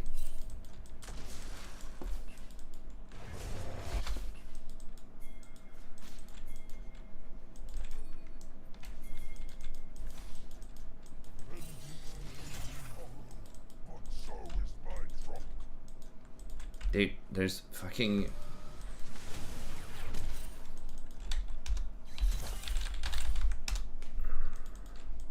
Xerath was right there, dude. He was very close. Draven has both sums. We're both at like 30% health. It's bad. We don't want to go for that.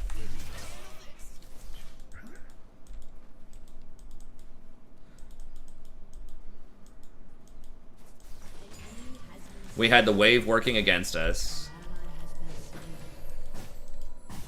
We've been fighting in their minions. I think that was a bad idea. I mean, it's possible with perfect knowledge that we could have gone for that, but I think it's also similarly likely that Draven turns around, or Xerath turns around, rotates back bottom, Draven's able to flash out of it, and they just turn it around and kill us.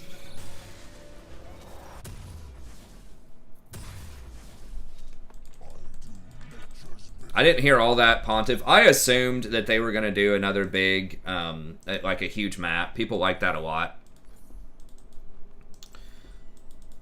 But yeah, double size of Vortex. I could believe it.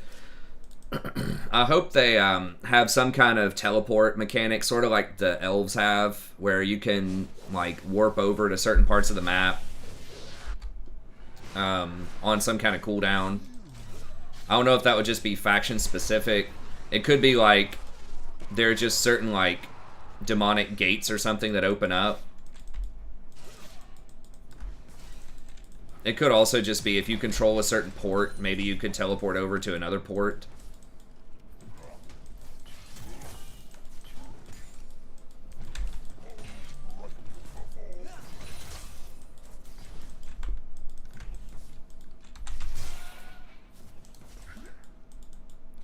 Why did he get that much anti-healing? You think I'm gonna go Moonstone or something?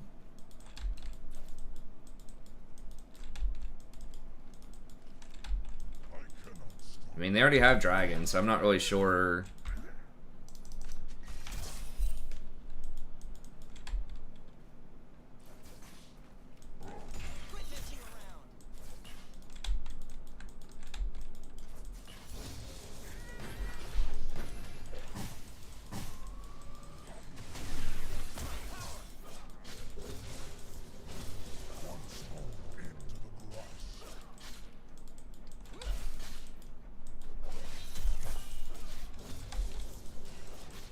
Oh, yeah.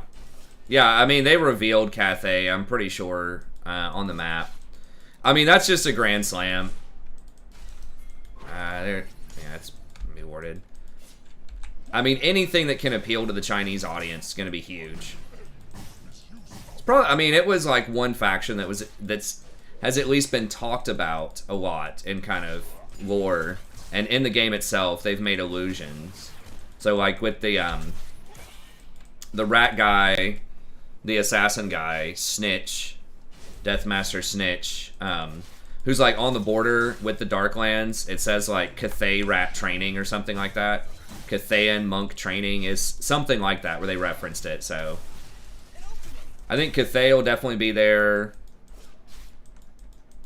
So I think they're doing Kislev, Cathay, and then 4 different demon factions. Which is a lot. That's like 6 factions to open with. And then they, at some point, will almost certainly do Ogre Kingdom, Chaos Dwarfs, and I think they will still do Araby. Because they've made allusions to Araby also. Just haven't done it yet. But presumably somewhere in the like the Desolation Lands or something. There will probably be some deserts and some Araby lands and stuff like that. Nightbot's sleepy, yeah. I still don't know why they went Executioner so early. I mean, Yone is probably going to get some healing, but...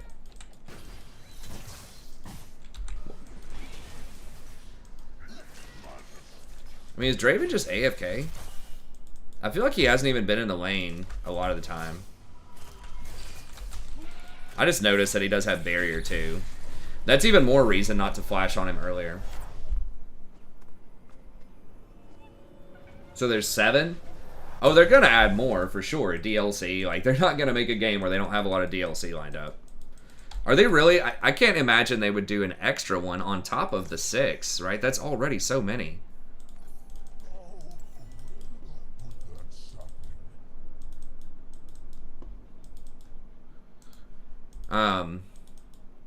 People have speculated it could be a faction that they're going to add in. I think it could be. They could make Kislev like the pre-order race or something. They could do Chaos Dwarfs. But they're doing 6 normal and then a 7th pre-order? Or are they just making, like, Kislev the pre-order? That would make the most sense to me. Like, they introduce Kislev in Warhammer 2. I mean, Executioners is a very good item overall. It's just our team doesn't have, doesn't have any healing on it, hardly. At least not early game.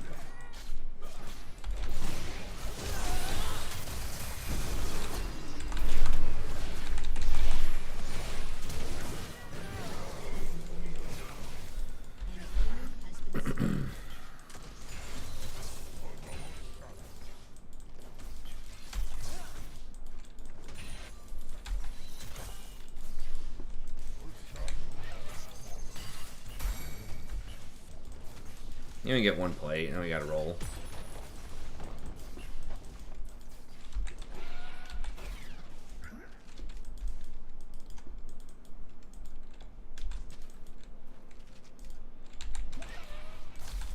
I mean, I might as well just ward every bush, since I'm getting refills on wards anyways. That looks a little weird, but... Oh, shit.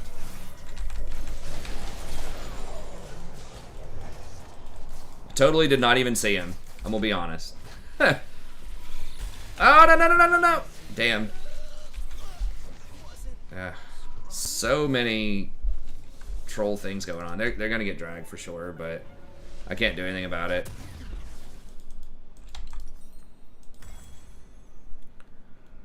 I don't even know what I want next. I'll tell you what, let's go ahead and get boots. That, just because I'm not sure what I want to buy. Karthus jungle just seems kind of bad right now. Okay, so I don't know. Okay, so there, Yasuo's going lifesteal. Warwick's going lifesteal. So maybe I'm supposed to go Morello. I could just go Void. They don't have any tanks yet. Warwick might build some tank.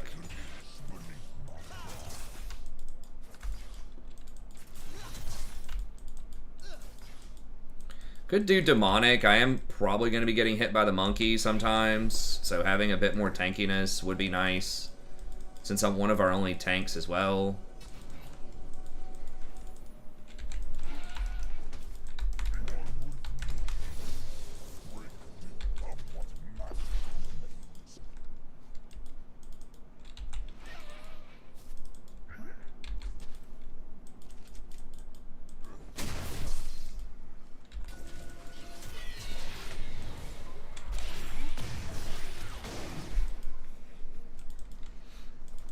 Okay, so he was just checking Dragon.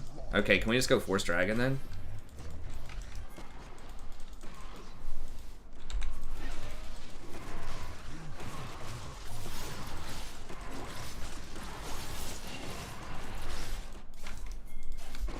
Damn. It's a pretty big miss.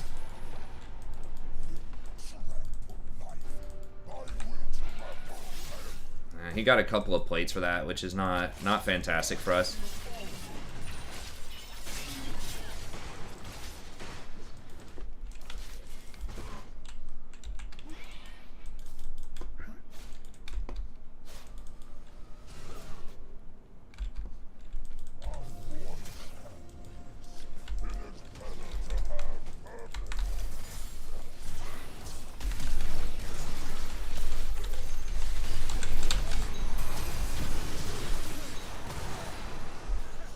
Damn.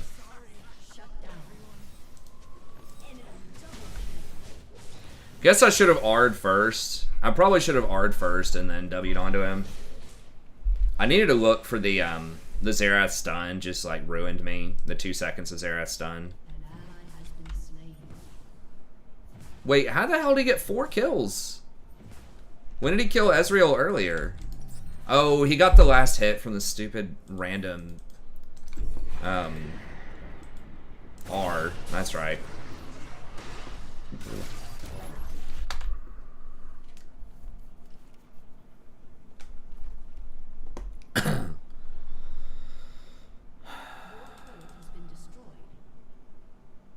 What the hell is he building? Damn, they're gonna get 3 towers here.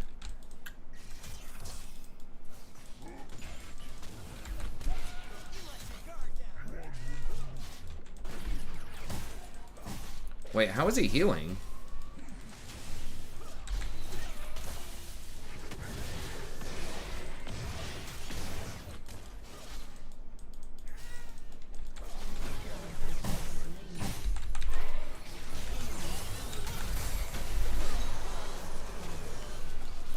This stun is just like ruining me.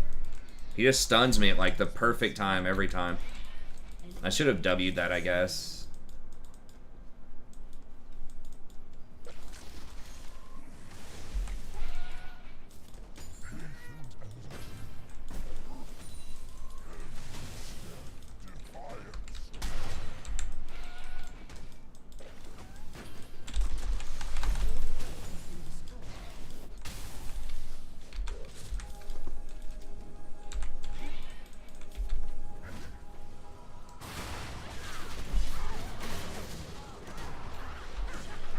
Oh, he's going Divine Sunder. Yeah, alright.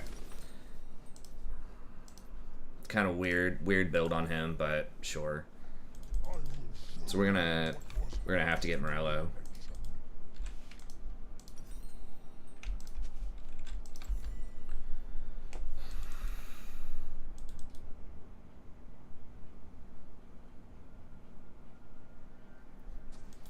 Okay, well, if it's one that hasn't been revealed, I would guess it's probably Chaos Dwarfs then.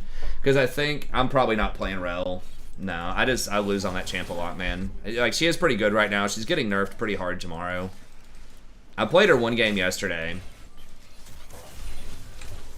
I know everybody likes for me to play their favorite champ.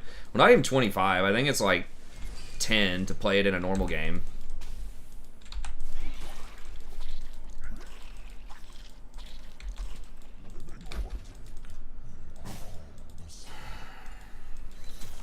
Yeah, I'm familiar with her. I definitely think she's a good champ right now. I just don't personally win on her a lot. Is it? I feel like most people go Trinity on Warwick. I mean, he can go Divine Trinity or like Gore Drinker, but it depends on the matchup, I guess. He's wanting Riven to not blow him up. So, upselling prof. Well, I don't want to price myself out of the market. $25 to play a normal game on somebody's champ seems kind of high. Yeah, but EU West is 6 hours ahead.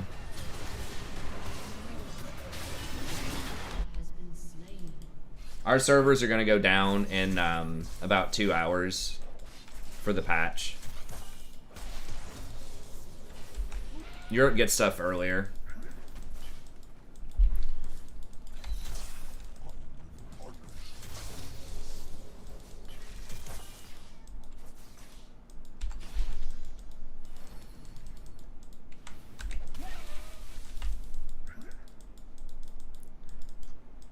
It's going Kraken, eh? I was about to say, Warwick's really going to want that dragon. Maybe I could go Void, just Morello's.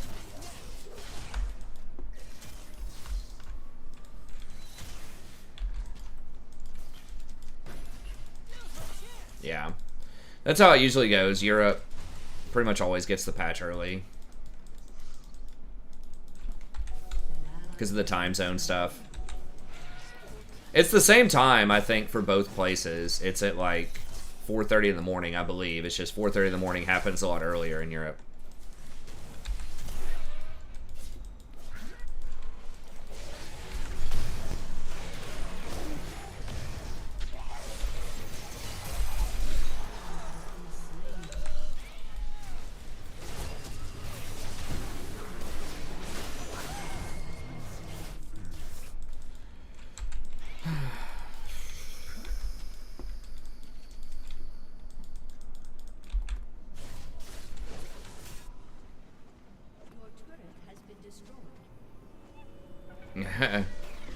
No, I got you, man. I know everyone, you know, has their favorite champ, so I'm totally understand. But I'm also trying to win, so one day I can get back to Diamond. I mean, I didn't get back to Diamond last season until like mid-March or something, I think.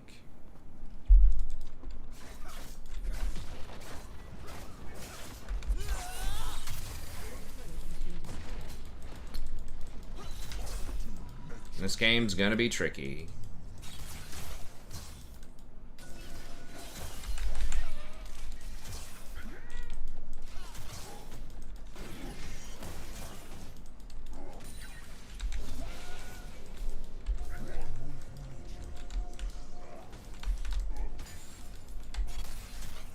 No, I don't know about eating forward, man.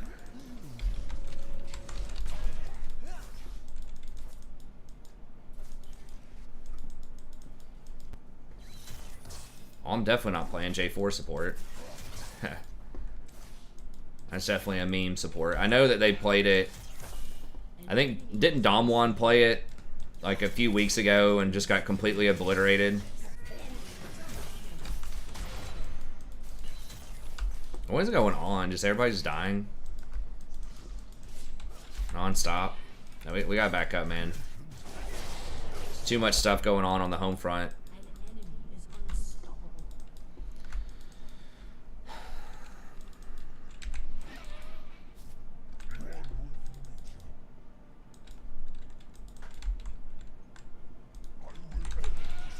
I'm gonna have to just go with a defensive warrior. We can't control this area, I don't think, well enough for me to put a controller there.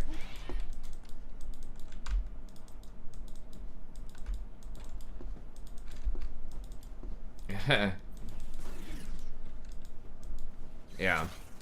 I mean, she's all right, man. She's just, especially in early drafts, she has some really hard counters with like Janna. Like, I played her once and the enemy just picked Janna, which is becoming a pretty popular counter pick, and it's just really rough.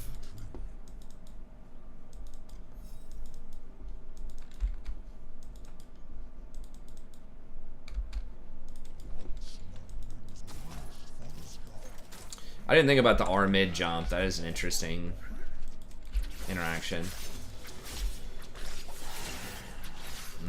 I don't know. It just, like, the whole thing is you can harass early with Aerie, but it's like, is that worth playing Jarvan at the end of the day over, you know, something else?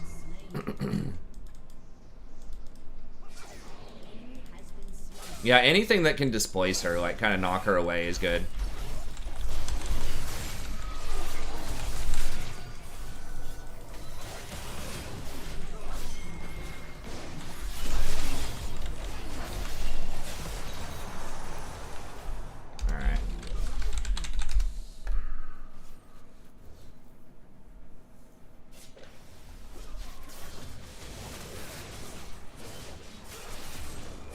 I mean, he just actually 1v3'd us. Even though I checked, like, how do you even F that up? Like, literally all Ezreal had to do was E to dodge the knockup. And it was clean.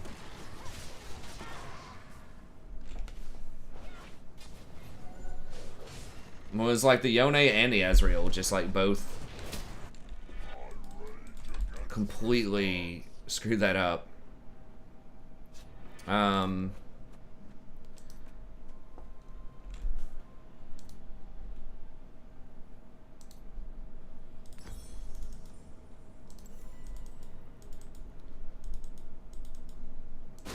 Janna's pretty good against a lot of engage, yeah.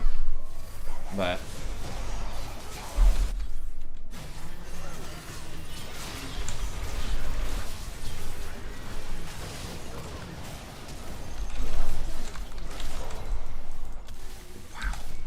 dude, he already has a GA. Second item? Third item. Holy shit, he's on 3 items.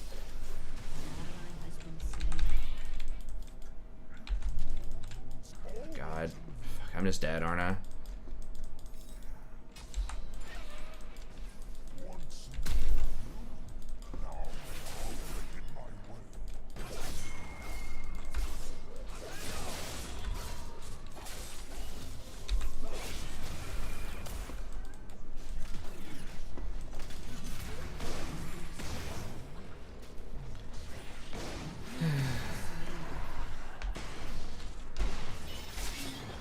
It wasn't even that, like, insane. It was just like, I don't know. I mean, he is playing well. I don't want to take anything away from that Yasuo, but it was just straight up us just playing like garbage, much more so than him making a really good outplay. Like, all Ezreal had to do was just either sidestep the tornado or E it, and that was it. And I had him locked up, and he would have died, but that let him reposition.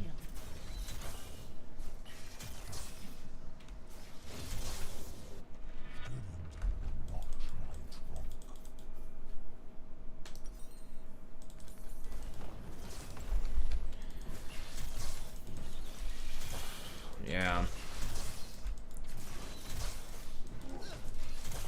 I mean, Xerath's really annoying if the enemy team is really far ahead and he's good at hitting his skill shots.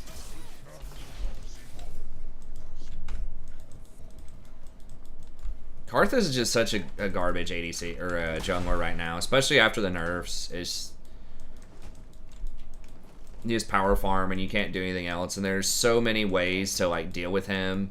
Like Banshee's Veil just got way better with the cost reduction and the extra AP on it. And then there's so many champions that can get Force of Nature, Spirit Visage. Like, so many magic resist items have been buffed up. Or even just stuff like Sterix. You know, so many bruisers will take Sterix, which for the free shield. And then even stuff like the Edge of Night is like pretty decent right now. There's just so many answers to like a Karthus ult. So many more answers than there used to be, and the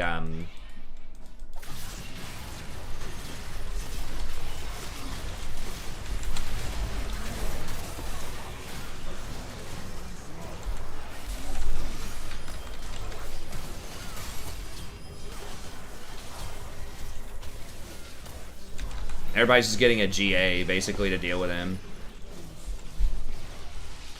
And they just, like, nerfed the power farm junglers. They just nerfed the CS so much. Like the jungle gold that you can get from just AFK farming.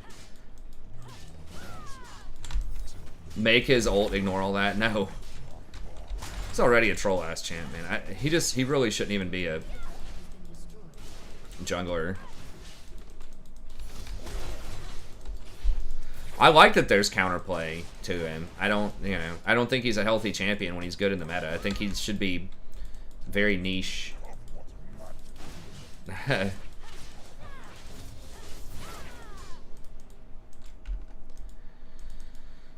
We did just get a lot of shutdowns. I mean,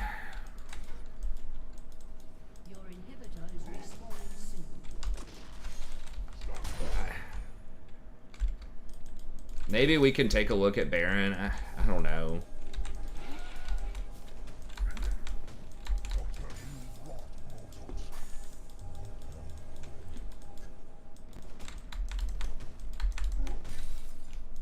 Okay. Yeah, I mean, I think, I don't know if I've answered this earlier or not, but I think it'll probably be Chaos Dwarfs, because that's the one that people seem most, like, a little disappointed that it wasn't shown, because people just love Dwarfs. Dwarfs is probably my most requested campaign of all time. So, like, 10 starting lords for Warhammer 3. Oh, it's probably going to be more than that. They're gonna do at least 2 per faction. You can't just have 1 lord. I mean, maybe for Chaos they'll do that, but I think, you know, this day and age, you have to have 2 lords, and you have to have 2, like, different starting locations. So, if they do 7 factions, that's like 14 lords. I mean, they have taken, like, forever. Like, 4 years to develop Warhammer 3. When Warhammer 2 came out, like, what was it, a year after Warhammer 1? I think Warhammer 1 came out in 2016, Warhammer 2 came out in 2017. Which was a little fast, but they've had a lot of time to work on it. That's their most lucrative franchise by far, too, I think. So, well, I don't know. Maybe the 3 Kingdoms because of China. Maybe that's...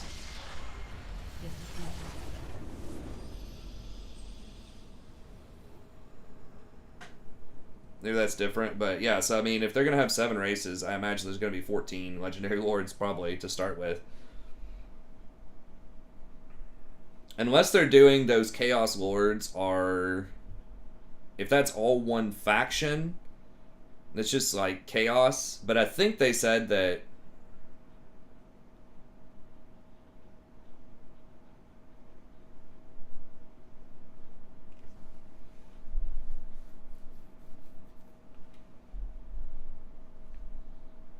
Hey, what's up, Aryan?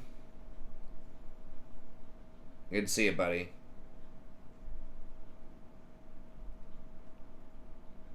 I think they would make it symmetrical, right? If they're...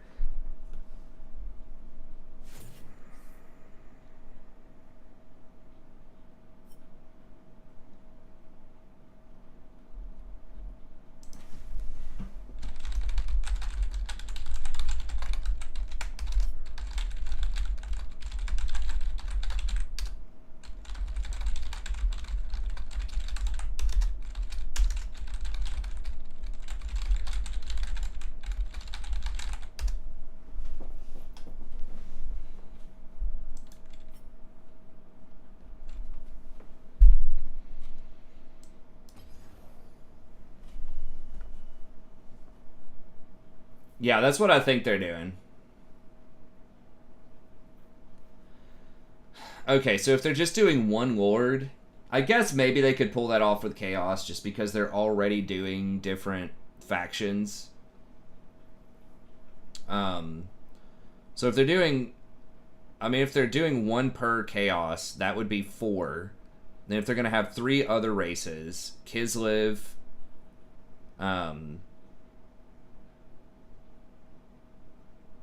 Cathay, and then like Chaos Dwarfs or something.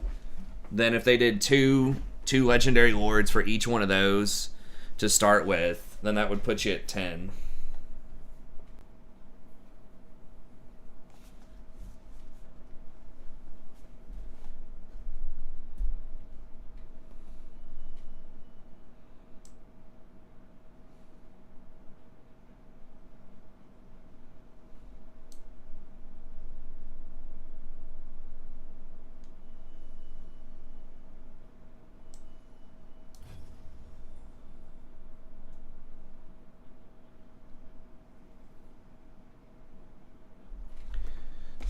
So there's no MMR placements.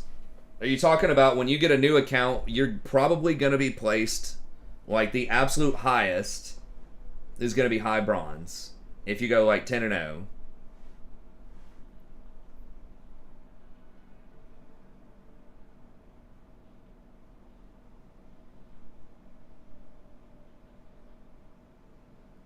Well, they said, from what I've heard, they're going to have a new race pack at the end that's going to include the pre-order race.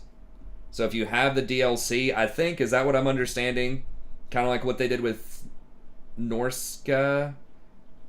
Norska wasn't ever implemented in Warhammer 2, though. Call of Duty, is that what you mean by COD? I don't play Call of Duty. I don't have anything against it. I really don't know enough about it to have, like, an opinion. It's been a very popular franchise for a long time. I just don't play,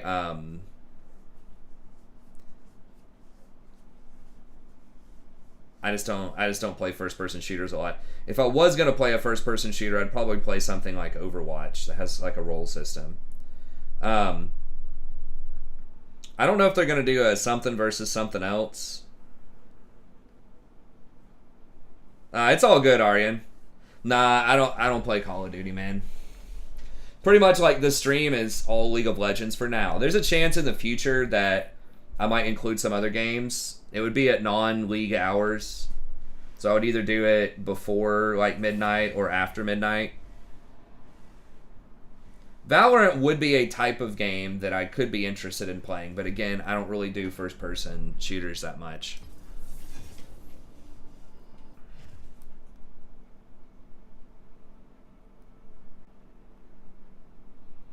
I thought they were going to introduce it into the last thing.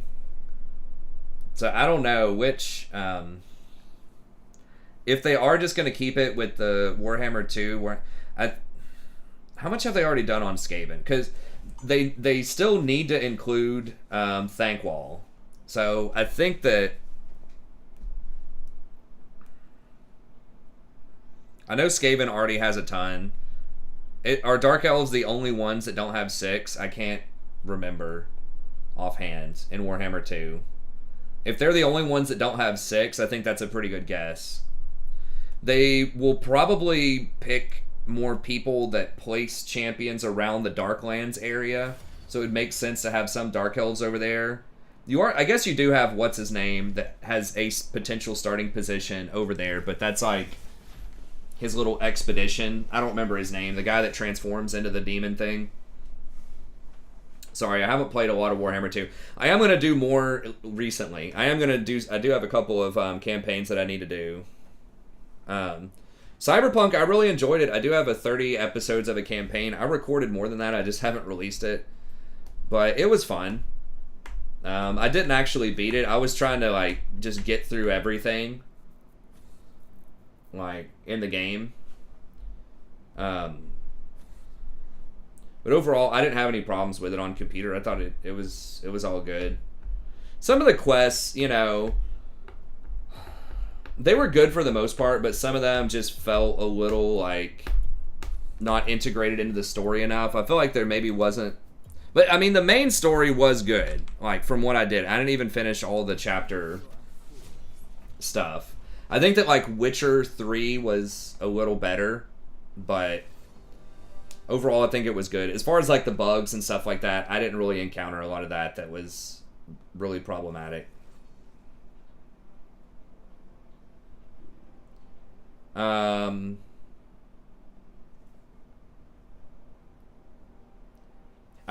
they're not going to let you get out of that, Kamoy. If you can't get out of bronze or whatever naturally, they're not going to place you in bronze or plat. Like, they do not want to encourage people just to make new accounts and just try to get lucky or get boosted or something and win 10 in a row and get placed into gold 1.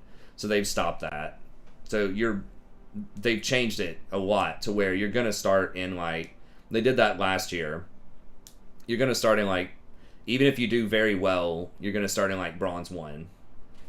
I think I went 9-1 or 8-2 on this Smurf account when I placed it last year, and I got placed into like bronze 2.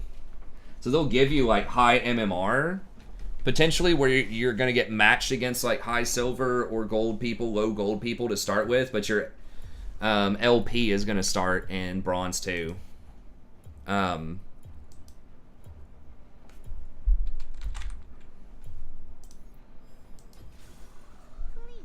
Hey, thanks, Arian. I appreciate it, buddy. Yeah, I mean, it'd be cool if I could play other stuff like that. It's just, I only have so much time to play, and I try to be, like, knowledgeable about what I'm playing. You know, I'm not really one of those...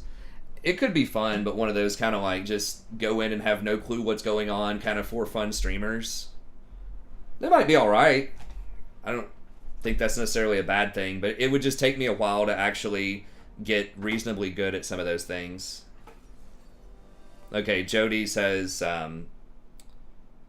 he or she, sorry, I don't know which gender Jody is, but was also bronze 1. I've had friends that were guys and girls named Jody. Okay.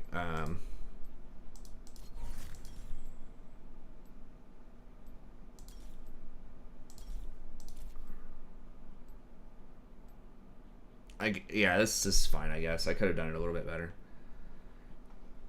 I didn't call you hard stuck, man. I'm just saying why they changed it. Because they do not want people doing that type of thing. To just say, hey, you know what? I can't get out of bronze, or I can't get out of iron, or I can't get out of silver, so I'm just going to make a new account and, you know, in 10 games, skip all of that hard work that it would have taken to get out of those wherever my elo is. You might be in gold MMR. I don't know, man. It depends on how many games you win.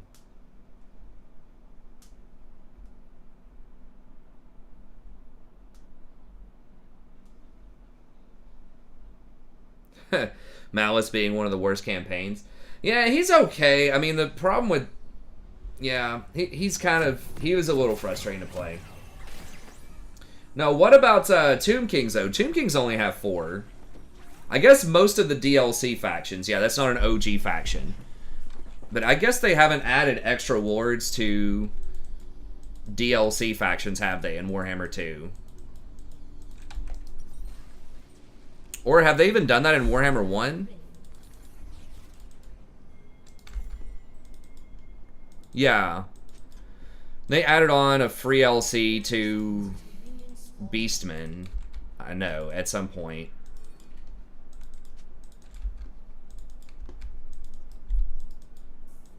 Hey, thanks, Apollyon. I tend to agree with that. That's why I called it the Strategy Professor originally. It's because I was going to play stuff like Warhammer, Civilization.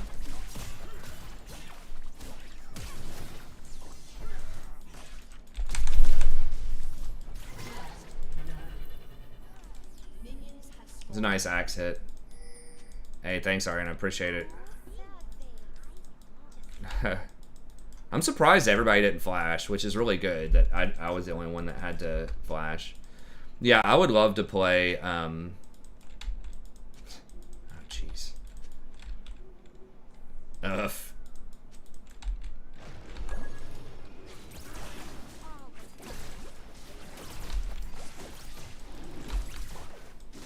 Yeah.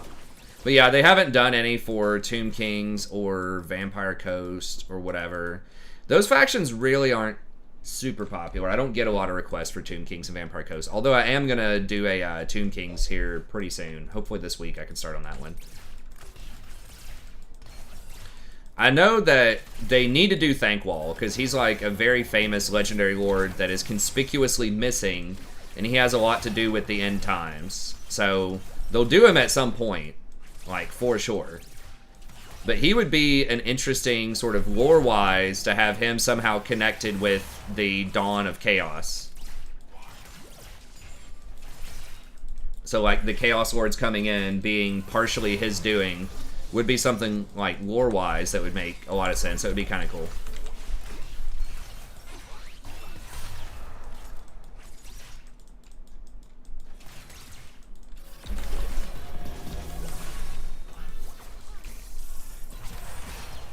If I had Aerie and Scorch, I probably could have already pushed her out of lane, but I was just going for more scaling. Especially against Fizz, I need a little more defense.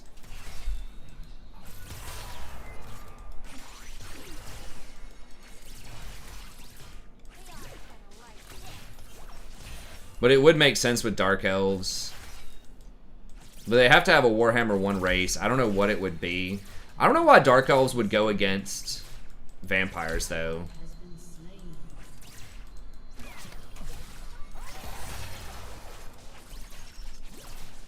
They haven't done a dwarf one in a while, I don't think, and dwarves are very popular, and if they want something to be related to... I guess they already have done a Skaven versus dwarf one, though.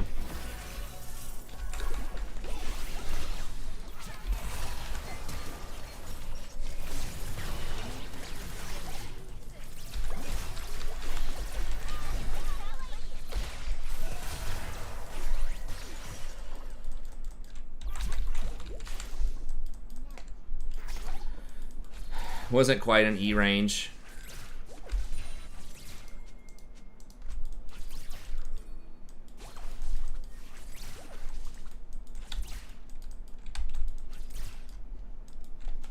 something with humans. I mean, they haven't done a human legendary lord in a while, have they? Who was the last human? Or empire? And it was the jungle dude, right? So they probably need a Darklands kind of empire guy. I think Empire Skaven would make a lot of sense, considering like Empire could have had something to do with the corruption also. And I don't think they've done an Empire Skaven face-off.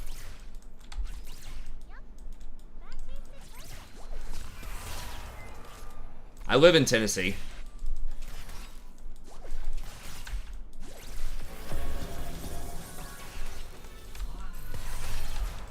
People don't like the Beastmen that much, and I don't know. I mean, they could.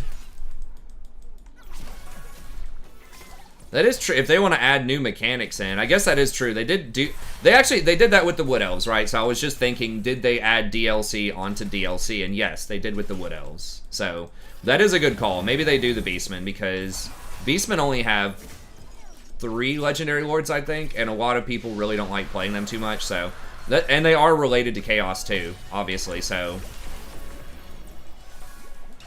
that is actually a pretty good guess. But who would be the... It feels like a lot of people don't have... I mean, I guess it could be an elf. But I feel like usually they have a good guy and a bad guy faction.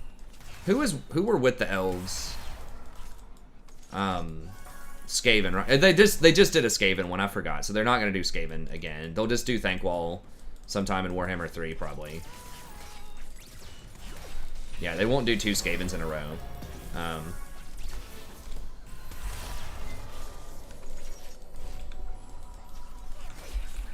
No, I'm not in Georgia.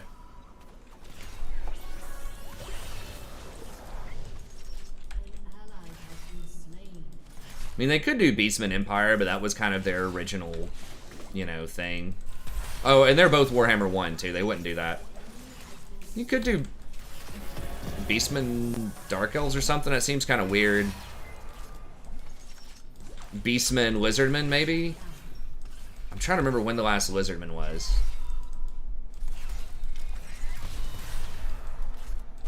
It's either got to be Lizardmen or High Elves if they're doing kind of a good guy faction. Unless... I'm trying to think...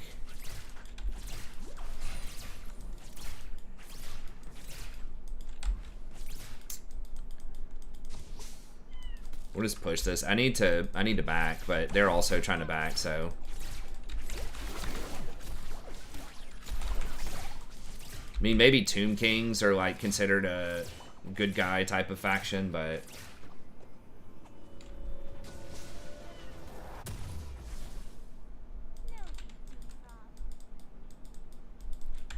Neferata for some vampires. Yeah, they could do that. Those are all good ideas. A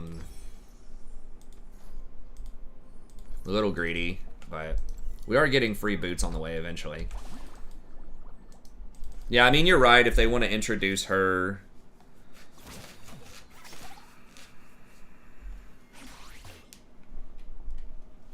Dark Elves versus Beastmen, that would kind of make sense. I mean, I don't know the lore. Those are both kind of bad guy factions, but maybe it's... Have they done bad guy on bad guy before? They probably have.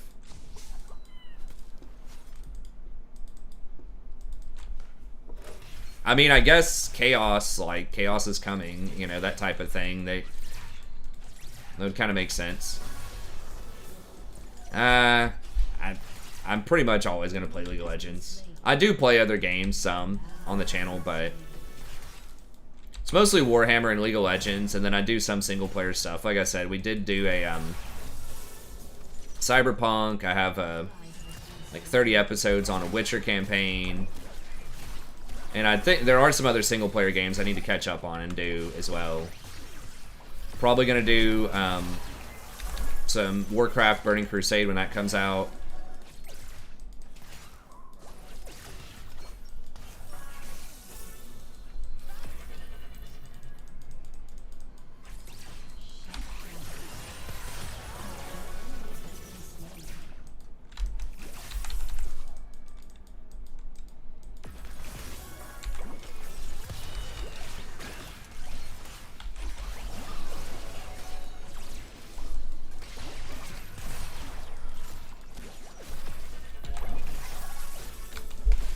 Oh, I was way out of position there.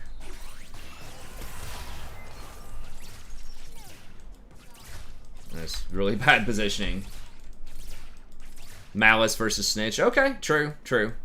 Like I said, I'm a little rusty. I haven't really been in the Warhammer state of mind for the last few weeks, but I'm gonna try to get back there. Okay, yeah, there is some precedent.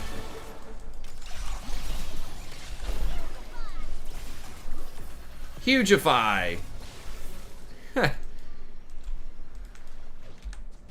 Yeah, I think that's a good guess then. Best gaming. Cricket 19. What is that?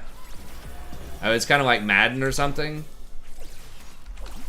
Instead of football, it's for cricket. Cricket's not really that big in the West. I know that's like huge in like India and Sri Lanka and stuff. Maybe Australia, kind of the South Pacific, but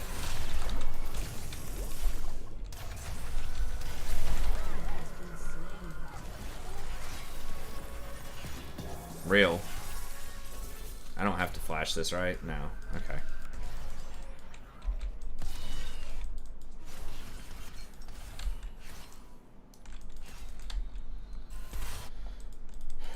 Alright, I'm gonna wait a second and see if they back up. Oh, shit.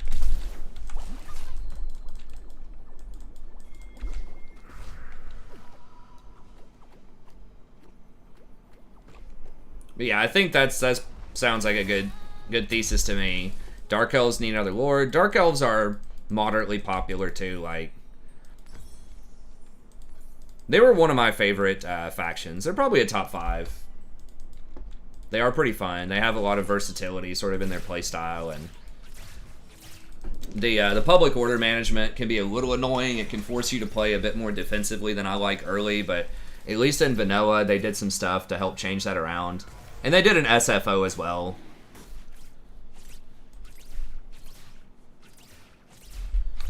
And having them be a little bit more geographically diverse would be really nice too, because they all just, most of them kind of start, you know, in the top.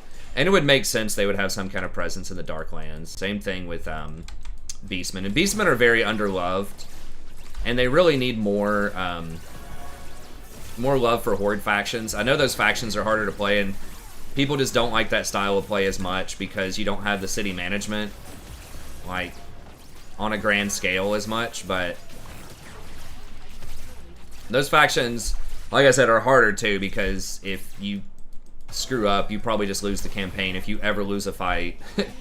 Because it's like basically you're losing your capital if your main lord ever dies to some extent.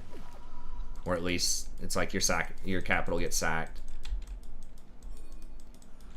I mean, yeah, you're welcome to donate $100 if you want, sure, I would love it.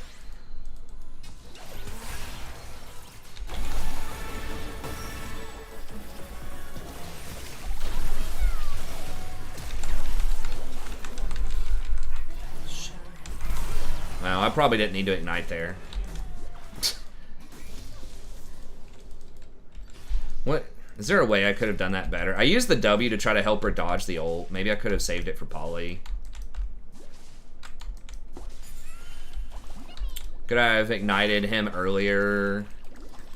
There's probably something I could have done better to be a little bit more beneficial.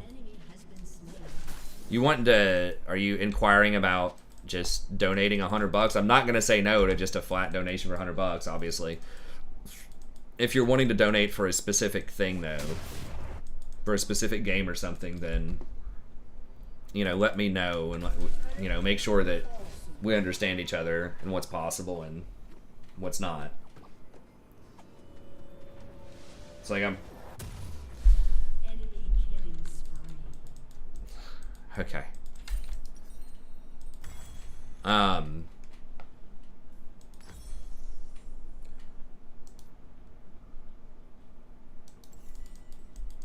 Yeah, I gotta let that credit card cool down a little bit.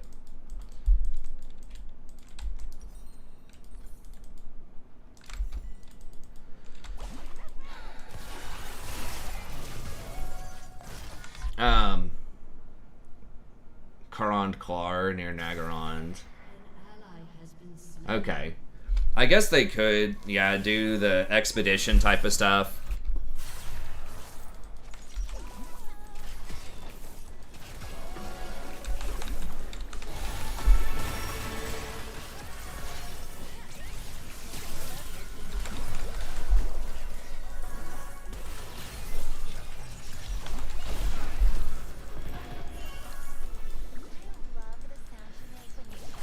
I thought we were gonna go,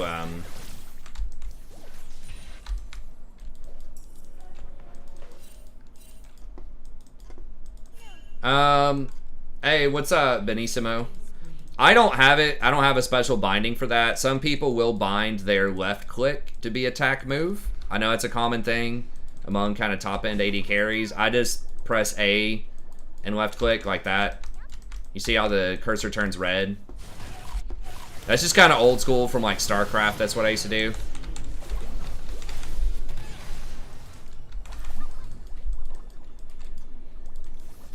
Maybe could have gone after Zen. He had his ult ticking though.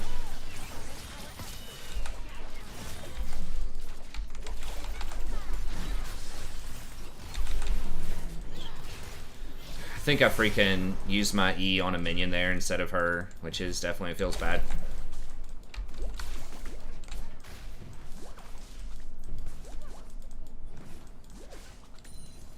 I think I used it on an allied minion.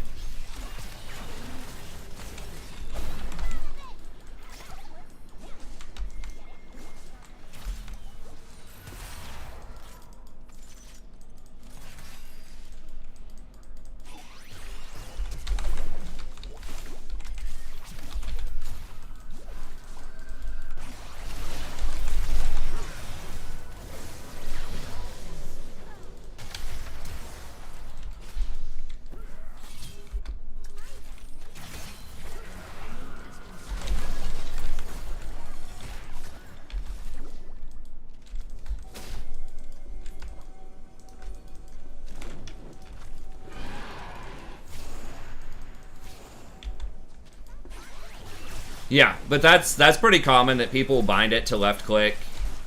I don't do that. I mean, it's probably just lazy. That's probably a good thing to do, but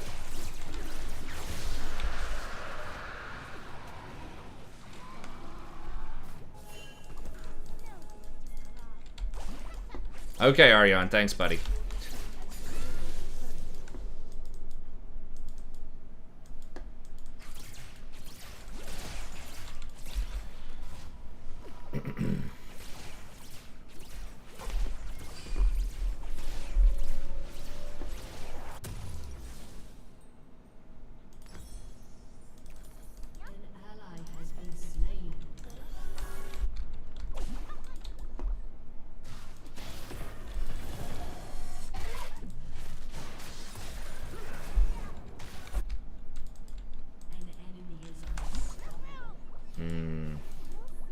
Don't like this.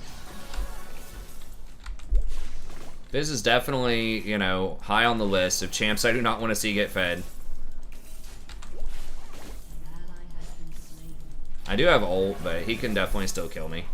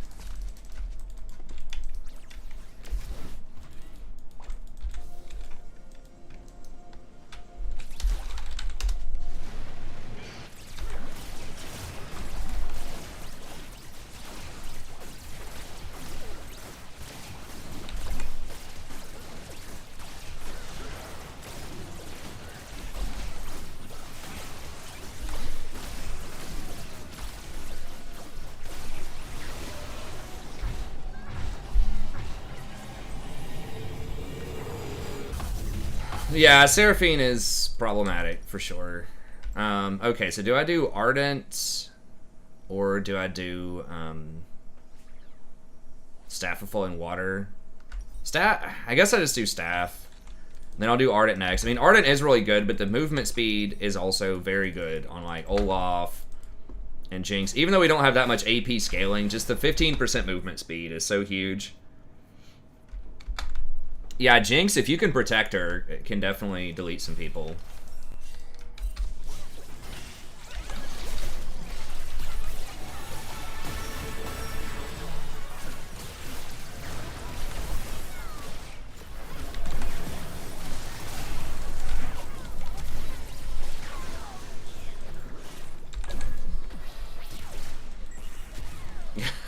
She really wanted that.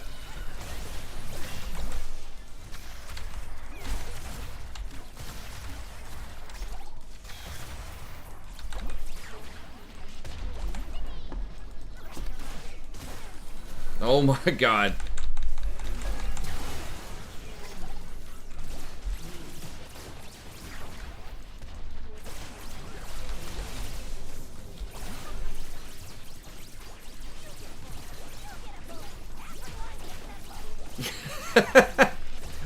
Everyone gets a bullet.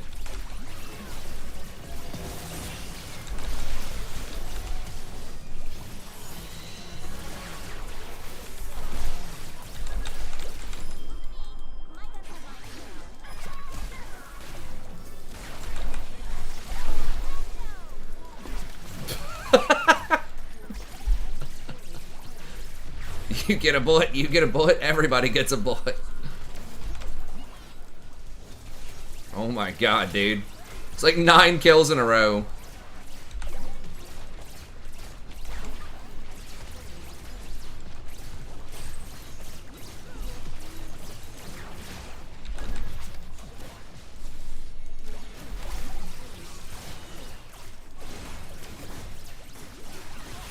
Like as soon as I got Staff of Flowing Water, it was on.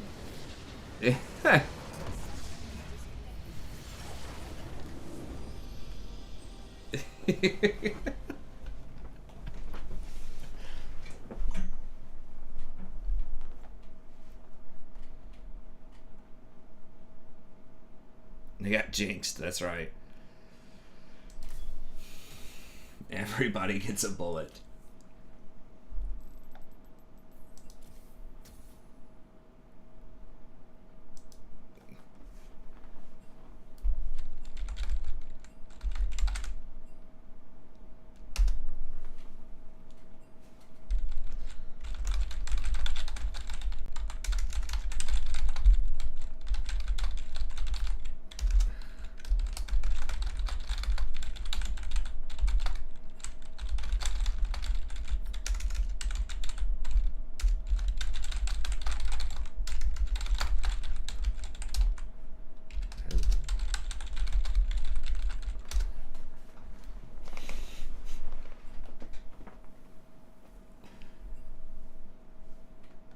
Guys, relax. It's just a game.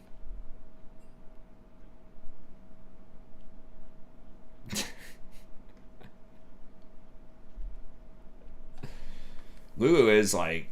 I mean, that's why I have Lulu tier 1, man. Like, it's behind the scenes. You're not going to see a lot, but...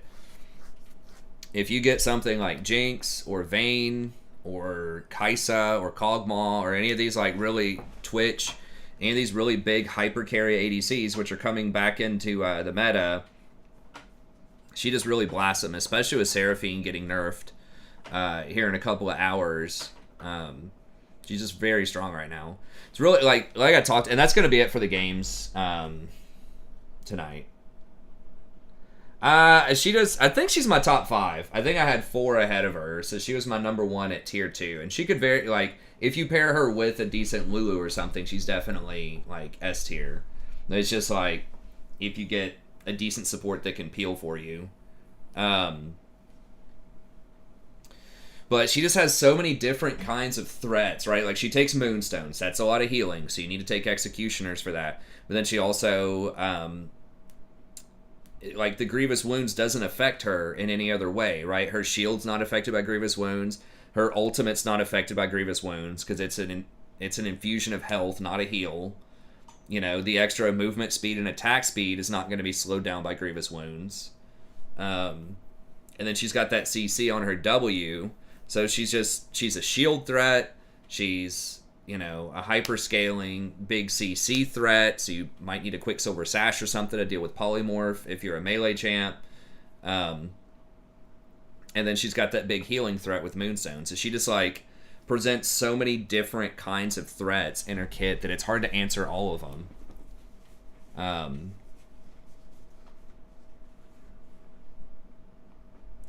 Well, the reason that my win rate has been very good on Lulu so far is I pick her explicitly and specifically if I have one of those champions that I listed. She's not as good with stuff like Ezreal or Jhin or those. Like, she's not terrible with them, but she's not fantastic with them either. So I just, like, pick her with, you know, good partners when I pick her.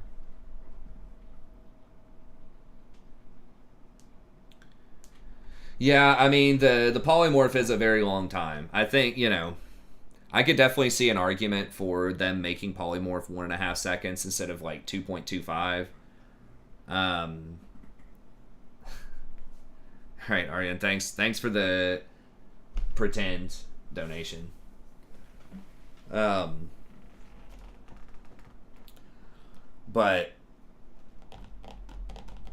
if they did that, I wish they would put the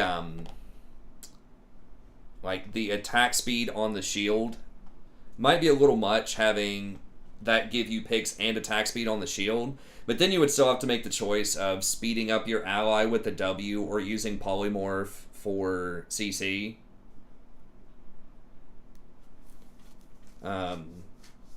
But anyway, so if they nerf her W, I hope that they buff other parts of her kit. But anyways, okay. Well, that's going to be it. Thank y'all very much. As always, I really appreciate it. We'll be back tomorrow around 11 o'clock, midnight, somewhere around then. And we'll be streaming. I'll see if I can do the patch notes and a tier list video for tomorrow. Maybe mid lane tier list. I still need to do mid, top, and jungle. I'm not sure the order I'm going to do those in, but I'll do those over the next few days. I already have the 80 carry and the support tier list out from the last couple of days if you want to check those out. But anyways, that's going to be it. Have a good day.